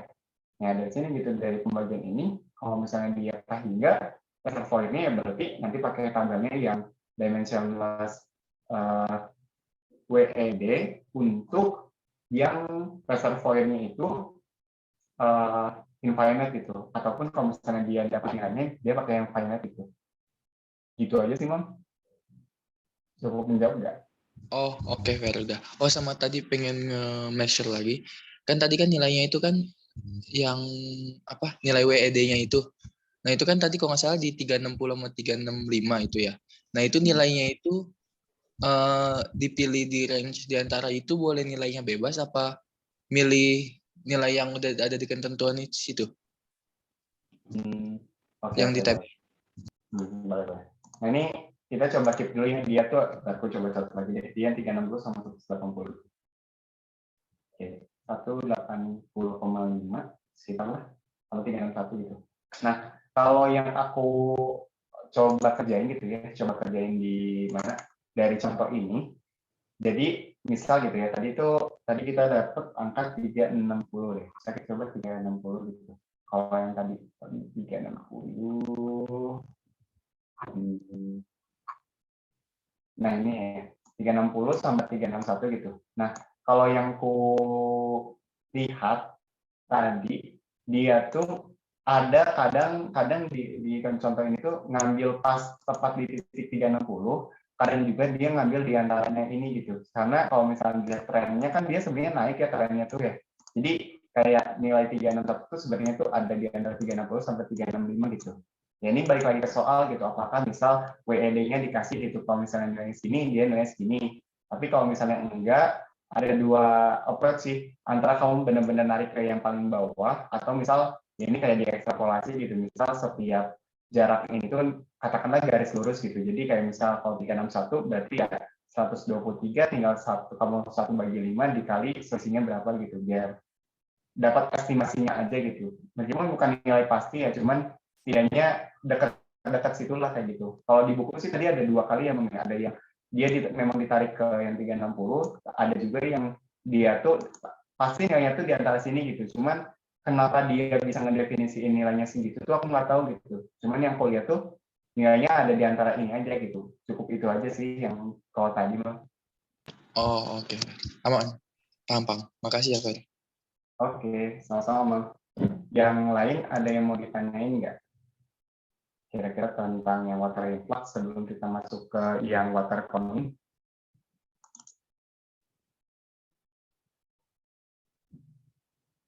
Oke, aman lah ya. Oke, kita coba lanjut dulu ke yang water conning gitu. Nah, yang water conning juga cuma singkat aja sih. Ini karena sebenarnya metodenya banyak ya yang udah pernah dibahas sama Mbak Vika gitu. Catatannya juga mungkin teman-teman juga punya Excelnya juga gitu. Jadi aku nggak bakal terlalu bahas soal itu, tapi mungkin lebih ke konseptualnya aja gitu ya. Nah, sebenarnya dari kejadian water influx itu tuh bisa berujung ke water conning gitu. Maksudnya ketika kita udah memproduksikan terlalu banyak oil ataupun hidrokarbon gitu, nanti bisa terbentuk yang namanya itu conning, baik itu gas conning atau dia itu water conning. Selain itu juga bisa dia itu tipenya conning atau dia tipenya fasting. Tergantung sama si well itu type-nya seperti apa gitu. Nah, ya mungkin teman-teman juga udah paham lah ya, kita udah presentasi banyak banget gitu soal kemarin tentang conning. Conning itu ya aku izin mereview aja gitu soal water conning itu ya, itu ada pergerakan air atau pergerakan gas menuju perkolasi entah di bagian bawah atau bagian atas tergantung fluidnya. Sebenarnya itu bagian dari memang stabilitas dari si tekanan reservoirnya gitu. Jadi kayak memang yang udah kosong tuh bakal selalu terisi gitu. Kalau misalnya tadi ingat water influx soal apa ya? Soal konsep dari si fluid flow in porous media, terus juga dia punya differential pressure ya, nanti itu sebenarnya secara natural tuh ya airnya tuh bakal terus naik gitu. Ini udah pasti pada paham ya gitu. Nah, conning-nya tuh kenapa sih bisa terjadi gitu? Kalau yang aku simpulin dari perkataannya dari materinya Mbak Vika gitu, ada dua hal sih. Ada yang pertama tuh dia karena production-nya di atas critical rate production. Critical rate production itu berarti kalau once kita ngelewatin critical production-nya itu berarti nanti conning itu akan terbentuk gitu. Atau mencapai breakthrough time-nya gitu. Atau misal kita udah coba simulasiin, ternyata waktunya itu udah sampai ke memang udah saat conning itu terjadi ya udah gitu terjadilah gitu. Terus juga ada beberapa faktor yang berpengaruh pada conning, ini juga mungkin udah pernah dibahas juga ya waktu di presentasi sama, kalau nggak salah ada yang di inverted ESP juga ada dibahas soal ini gitu. Ada perbedaan densitas, viskositas air, formation permeability, pressure drawdown, flow rate, sama capillary force. Ini kayaknya banyak kali kok aku mohon maaf teman-teman.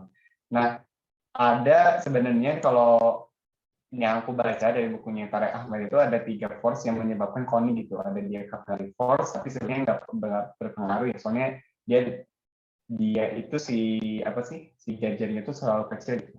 Terus ada yang namanya itu gravity force sama viscous force gitu. Kalau yang pernah aku diskusin sama Mbak Vika sih sebenarnya gravity force itu sangat kecil juga gitu pengaruhnya. Jadi banyaknya itu yang di force itu ada di viscous force gitu. Nah, kalau nggak salah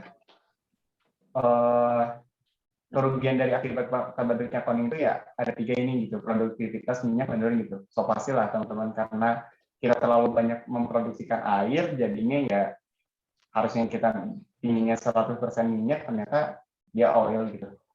Dia air, ada airnya gitu. Terus ada lifting cost yang mahal, ya udah tentulah produksi air ini itu jadi satu concern di bagian cost gitu. Sama ada decrease recovery efficiency ini, banyak typo yang maaf.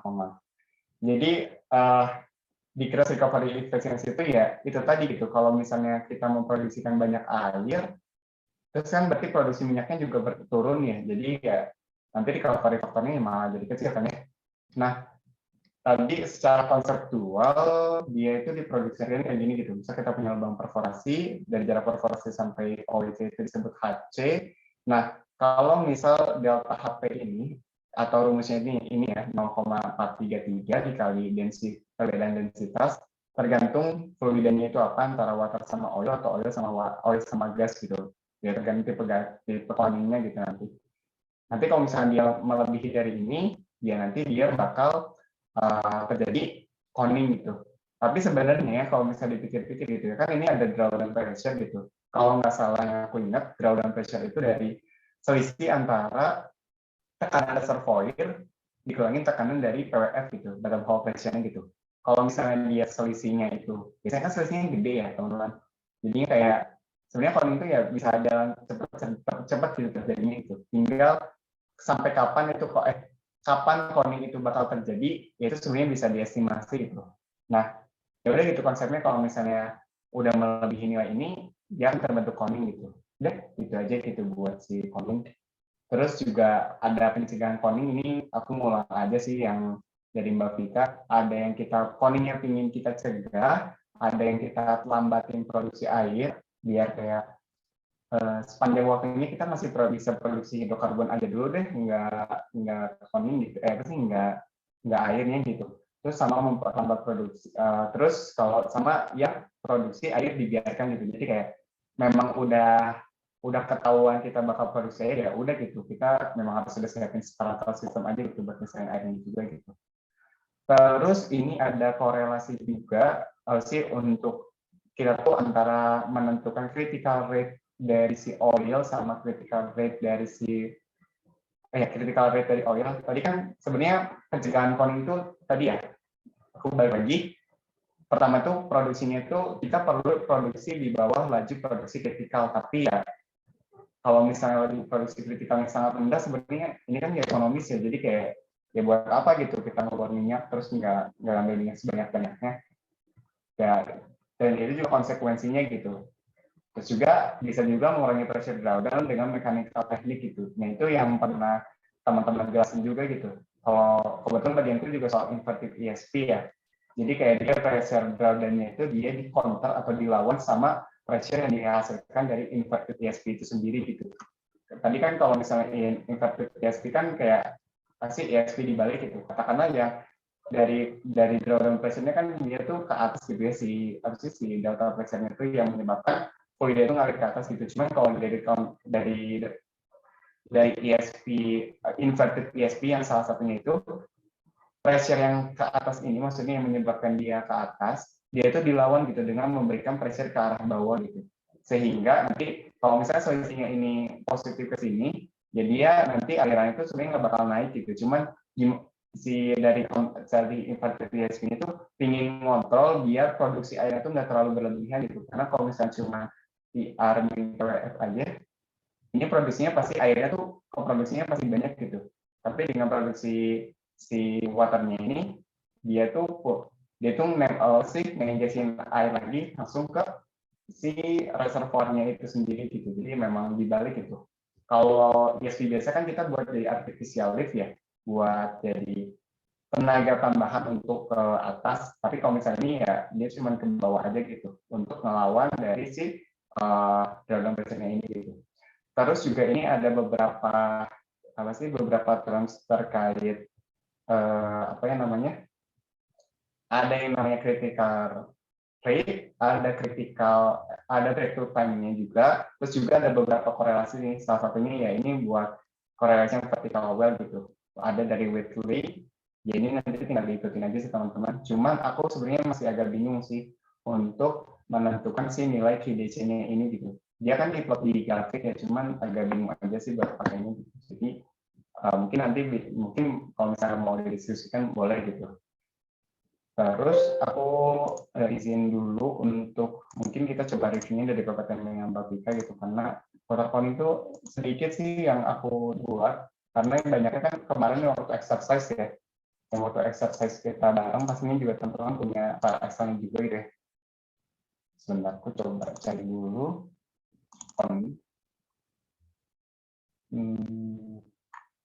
Sebentar.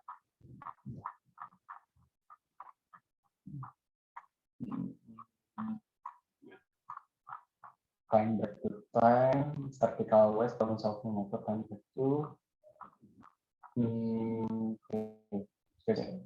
horizontal, vertical. Nah, critical rate,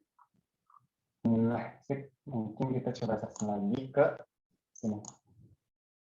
Nah ini kalau misalnya teman-teman lihat ya, ini bisa dikonstruksi sendiri mungkin ya sih buat kalau misalnya membuat Excel gitu, karena sebenarnya IDC ini kan nanti bakal bergantung sama ininya ya, sama nilai-nilai dari sini gitu.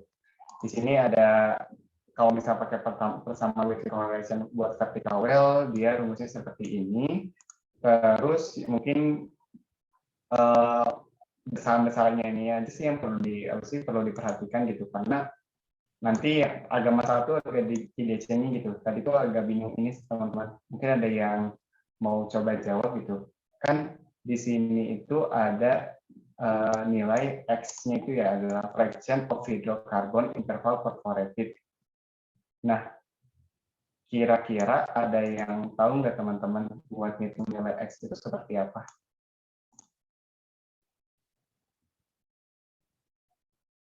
Adakah yang masih ingat soal Whitley correlation ini?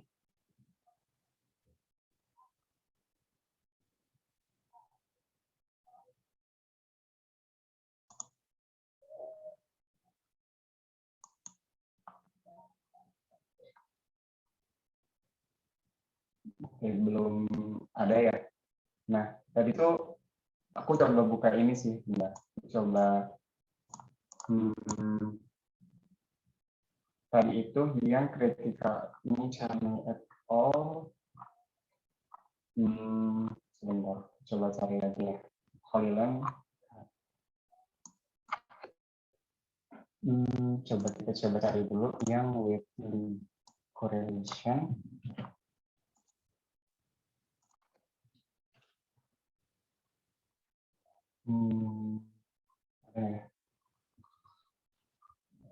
Kalau di sini sih nggak ada sih. Nggak ada. Nggak. Coba cari dulu.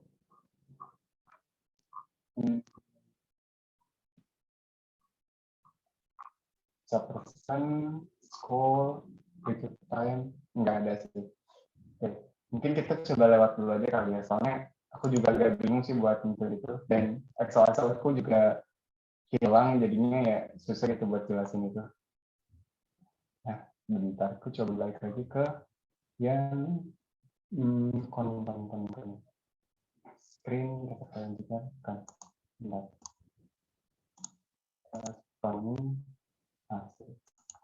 Ini kan udah banyak ya teman-teman ya si nilai dari caranya gitu. Kebetulan kalau nggak salah yang kemarin terakhir kita kerjain itu yang nilai ini ya, yang apa? Yang vertical well, buat hitung vertical rate dari korelasinya Hoyland, Papagratko sama Scaveland gitu. Nah ini bisa apa ya? Ini cuma apply rumus aja sih, jadi aku nggak terlalu banyak bahas gitu, tinggal karena pasti data-datanya juga dikasih gitu. Cuman ini sih yang mungkin yang dari critical key DC dimensional critical flow rate ini yang perlu ditentukan gitu. Ini kan ada dimensionless radius sama dimensionless critical rate gitu. Tinggal di plot kita cari dulu dimensionless radiusnya berapa, terus tinggal ditarik dari sumbu X, nanti tinggal dapat gitu nilai ini berapa gitu. Kalau saya ini yang pernah sore-sore kita kerjain ya, jadi ini mungkin aku cuma nge-drive soal gimana cara makainya aja gitu. Kira-kira mungkin ada yang masih, ada yang bingung atau gimana gitu. Paling itu aja sih, nggak banyak gitu yang aku bakal jelasin di water coding, karena konsepnya memang seperti itu, lebih banyak soal apa ya, kira-kira kalau pakai korelasi ini itu kayak gimana, korelasi ini seperti apa, kalau misalnya pakai numerical solution seperti apa gitu. Jadi mungkin aku nggak bakal bahas banyak gitu ya, mungkin nanti juga menitnya bakal lebih cepat untuk berakhirnya. Setidaknya nanti teman-teman mau, kalau misalnya mau coba kita exercise bareng-barang atau misalnya ini mau sendiri aja gitu, itu biar ada waktu aja gitu. Terus juga ada banyak korelasi sih yang di sini gitu, yang kalau kemarin yang udah di ini kan ada yang Caprasan juga ya, terus juga ada yang Joshi, kayaknya banyak dari sini, ada yang Joshi, terus ada yang Frost, terus ada yang Sobotinski sama Cornelius, ini kayaknya pernah kita kerjain juga gitu.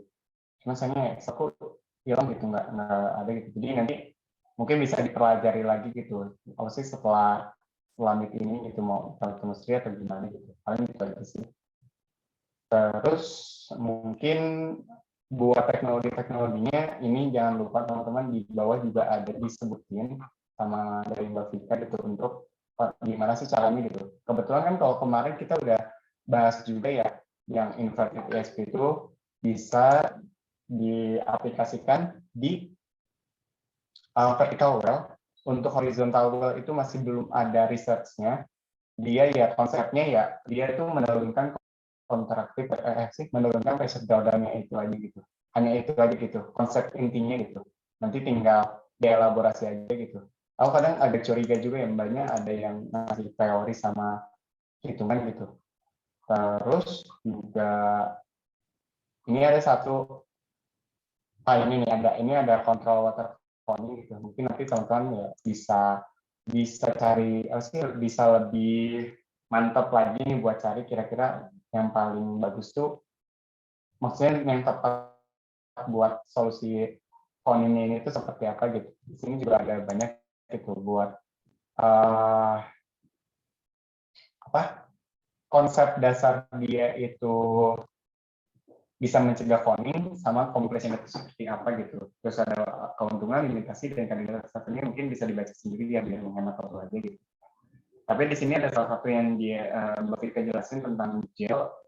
Nah ini mungkin bisa kelihatan lah ya cara gel ini tuh bekerjanya seperti apa. Cuma mungkin buat detailnya nanti teman-teman bisa cari sendiri gitu biar lebih mantap lah buat pemahamannya gitu. Jadi kayak dia tuh kayak benar-benar di blok di permeability di high permeability zone-nya, dan ya sudah gitu. Caranya membatasi aliran air dengan kayak blokade gitu. Jalannya pasti dari kemis, nanti bisa disesuaikan aja dengan itu. Terus kayak downhole water sink teknologi ini aku kurang paham sih, cuman kayaknya agak mirip juga kayak konsep bentar. Ini nggak tahu sih kalau dan whole water sinking teknologinya gitu, cuman konsepnya hampir mirip sama tipe kompresi yang ada di inverted ESP gitu. Mungkin nanti coba dibaca-baca aja gitu. Terus ya udah sih, cuma kesimpulan itu cuman sedikit aja gitu, karena ya kalau aku nangkapnya konsep pol itu hanya segitu, mungkin ya masih sedikit lah pemahamanku terkait polling. Cuman be aware aja sih teman-teman buat sama si ininya apa sih, korelasi-korelasi yang bakal digunakan gitu, karena kayaknya bakal keluar gitu. Nah paling seperti itu gitu. Kita mungkin sedikit lagi buat ke gas ini. Di gas ini juga aku cuman bakal nge-drive di gas reservoir itu cuman nge-drive buat yang kemarin aja sih. Yang sih karakteristik dari gas reservoir ini seperti apa gitu. Buat perhitungan MBE atau apa, ada banget tuh di slide gitu, jadi bisa dicoba-coba juga gitu buat perhitungannya. Mungkin nanti kalau ada yang bingung mungkin bisa ditanya aja gitu. Nah ini buat gas reservoir gitu. Kalau yang ku rangkum lagi, gas reservoir itu seperti apa? Jadi itu adalah reservoir yang mengandung free gas gitu. Udah itu aja gitu. Nggak apa sih, definisi yang sangat simpel lah gitu katakanlah gitu. Cuman nanti kan kita juga udah belajar ya namanya itu pasti tipe-tipe reservoir itu ada yang dry gas, wet gas, sama retrograde gas gitu. Nah di sini juga aku udah mention juga gitu kalau dry gas itu seperti apa. Sumbernya juga aku sesuaiin sama yang dari Mbak Vika aja sih, sama ada sedikit dari buku gitu. Nah ini kalau misalnya teman-teman ingat tentang dry gas reservoir kan, dia itu kalau misalnya di fase envelope-nya itu baik dia itu diproduksi secara isothermal, misal kayak gini teman-teman. Kalau ngetik thermal. Ya nggak bisa ini. Nah, pointer. Nah ini si ininya tadi itu misal kita punya saturasi envelope itu. Ya katakanlah kayak gini gitu ya. Mungkin nanti ambil dari itu aja deh. Nah, kita coba ambil dari gambar aja deh, bentar ya. Gas reservoir. Oke. Ini water influx. Basic MBE, berarti ada gas di sini. Nah, mungkin kita coba ganti search-nya ke yang sini. Gas reservoir. Nah, kalau di sini dia ada terklasifikasi ya, dia ada dry gas, wet gas, sama ini sih aku mau ngikutin sebelum lanjut gitu. Ingat rumus ini aja teman-teman, karena kan si gas itu gasnya apa sih, fluid yang kompresibel ya, jadi dia bergantung sama pressure gitu. Nanti buat convert nilai BG-nya ini kayaknya bakal kepake banget gitu. Jadi nanti tolong pasti diingat-ingat aja gitu. Terus ini dry gas, ini cuma mengulang fluid reservoir aja. Misal kita punya saturasi envelope, terus kita punya pressure di reservoir 1 sama titik 1 sama titik 2. Kalau dry gas itu karakteristiknya ya, dia diproduksikan, ini kan garis isothermal ya. Nah, kalau misalnya kita produksiin dengan suhu yang tetap, ya dia tuh bakal tetap ada di fase gasnya gitu kan. Di sini udah melewati dew point line ya, di sini baru point pressure. Jadi makin ke sini dia makin gas fasanya, dan ketika di separator juga dia itu adalah gas gitu. Jadi kayak sepanjang kalau diproduksi secara isothermal ataupun ketika diproduksi di separator ya dia bentuknya tetap gas gitu. Terus buat karakteristiknya ya tadi yang udah aku sebutin di PPT juga gitu, yang tadi sebelumnya sama banget tuh sama ini gitu buat analisanya. Terus kalau buat wet gas, dia diproduksiin kalau misalnya secara isothermal, dia masih tetap gas, tapi karena waktu masuk di separator, ada penurunan pressure dan juga temperatur, dia udah masuk ke wet gas gitu. Tapi porsiannya kayak gimana, ya nanti bisa dilihat aja gitu dari si karakteristik fluidanya, apakah dia itu banyak mengandung oil atau banyak mengandung apa, bisa dibandingkan lewat dari GOR-nya itu sendiri, teman-teman. Nanti aku coba buka lagi gitu yang di sebelumnya. Sama yang ada yang di retrograde gas gitu. Kalau retrograde gas ini, kalau nggak salah ya kemarin itu dari Novita, ya bisa aja dia itu pasti dari awal dia oil, cuman waktu kesini itu ada gas gitu. Kalau misalnya dilihat dari saturasi envelope-nya, dia yang pertama ya dia mungkin di initial production-nya dia produksinya oil nih, tapi ternyata dia itu memproduksikan sih oil sama gas di tengah-tengah produksinya gitu, karena sampai separate pun dia konsennya masih oil sama gas. Nah, kalau yang aku ingat yang kemarin mungkin bisa jadi reminder juga, karena kan pernah case kita ngerasain case, misal produksi pertama itu gas, tapi udah terlambat laun dia berubah jadi oil, terus dari oil juga, tapi dia tetap ada produksi gas gitu. Nah, bisa jadi kan produksi yang pertamanya itu dia nangkapnya itu di gas cap-nya gitu. Terus selanjutnya tuh ya nanti di reservoir ini gitu. Nah, itu kan kadang diminta itu antara solusi study case yang diminta apa sih? Mbak Vika kira-kira ini di reservoir ini apa gitu dan jelaskan gitu. Nah, itu mungkin apa sih ingat-ingat lagi aja buat si karakteristik dari si tipe reservoir ini aja teman-teman, biar apa sih biar tahu gitu makanya itu sebenarnya apa sih yang disertai sama di slide ini gitu. Terus dari sini juga aku udah sebutin juga sih buat dari gas, dari fluida bornya, terus dari head compass-nya, dan dari oilnya juga. Di sini juga aku udah daftarin juga kalau misalnya kita zoom. Nah, ini ada perbandingan dari initial producing gas sama liquid ratio, initial scope and gravity, sama colornya seperti apa. Terus kalau kemarin sih agak membantu di sini ya, maksudnya di kurva GOR versus time gitu, itu seperti apa gitu. Kalau misalnya bisa kita plot gitu, oh sepertinya ini produksinya sih, sepertinya jenis reservoir ini seperti ini gitu, gara-gara dari GOR atau dari API-nya tuh segini gitu. Ya udah gitu, bisa kita simpulin gitu. Dia itu adalah reservoir ini jenis apa gitu. Karena kemarin ada case yang pernah didiskusikan gitu ya. Cuman waktu lihat dari plot GOR-nya, menurut Mbak Vika juga logis gitu. Jadi ya banyak-banyak apa sih banyak-banyak pengetahuan dasarnya aja teman-teman buat klasifikasi dari dasar serpoinnya gitu. Terus gitu aja sih, nggak banyak yang mau aku sampaikan gitu, biar banyak waktu juga gitu buat teman-teman explore lagi, sama mungkin sedikit kali ya buat yang MBA yang material balance gitu. Ini sebenarnya pernah dijelasin sama Pak Agus juga gitu. Cuman ya ini kalau misalnya masih penurunan rumusnya gitu, ada banget gitu di slide bisa dipelajari. Tapi kalau misalnya cuma kumulatif volumetric doang ya di sini udah tersedia gitu rumusnya. Jadi aku nggak copy paste lagi di mana di slide aku gitu. Nanti kalau misalnya mau volumetric berarti kan datanya statik ya, cuma datanya sesuatu bisa dihitung secara volumetric. Tapi kalau misalnya secara material balance equation ngikut persamaannya ini, asumsi-asumsinya juga bisa digunakan gitu. Ini penurunannya aja sih, nanti bisa langsung diplot. Juga ada plot yang secara linear kayak yang waktu di Hubble apa itu. Tergantung sih teman-teman nanti lihatin mau diplotnya apa bagi apa gitu. Jadi nanti bisa dianalisa aja gitu. Kalau misalnya kita punya data lapangan gitu.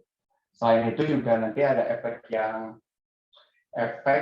di operation ya. Itu kan bisa menyebabkan kalau misalnya kita pakai MBA yang biasa, menyebabkan si nilai kita tuh overestimate gitu. Sedangkan gara-gara ada efek operation dia tuh nggak segitu gitu initial gas impression gitu. Nah itu mungkin buat malam ini itu bisa dipelajari lagi lah biar bisa dieksplor lebih jauh lagi terkait ini. Soalnya lumayan panjang nih buat MBA gitu. Jadi kalau aku selesaiin sesuatu juga susah. Tapi mungkin kalau misalnya ada yang mau dibahas ya nanti bisa aja gitu dibahas gitu.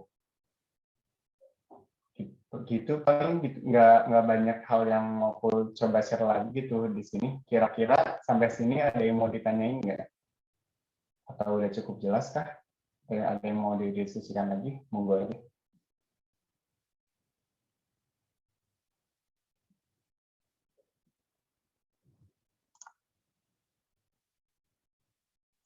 Oke, dari Humang belum. Nah, dari yang lain kalau misalnya ada, monggo. Oke. Kalau misalnya nggak ada, oh iya tuh. Yang kalau teman-teman ada yang mau ditanyain atau ada yang mungkin mau didiskusiin, boleh banget tuh. Soalnya aku juga bingung sih nggak ada bayangan buat soal take rate seperti apa ya? Di sini juga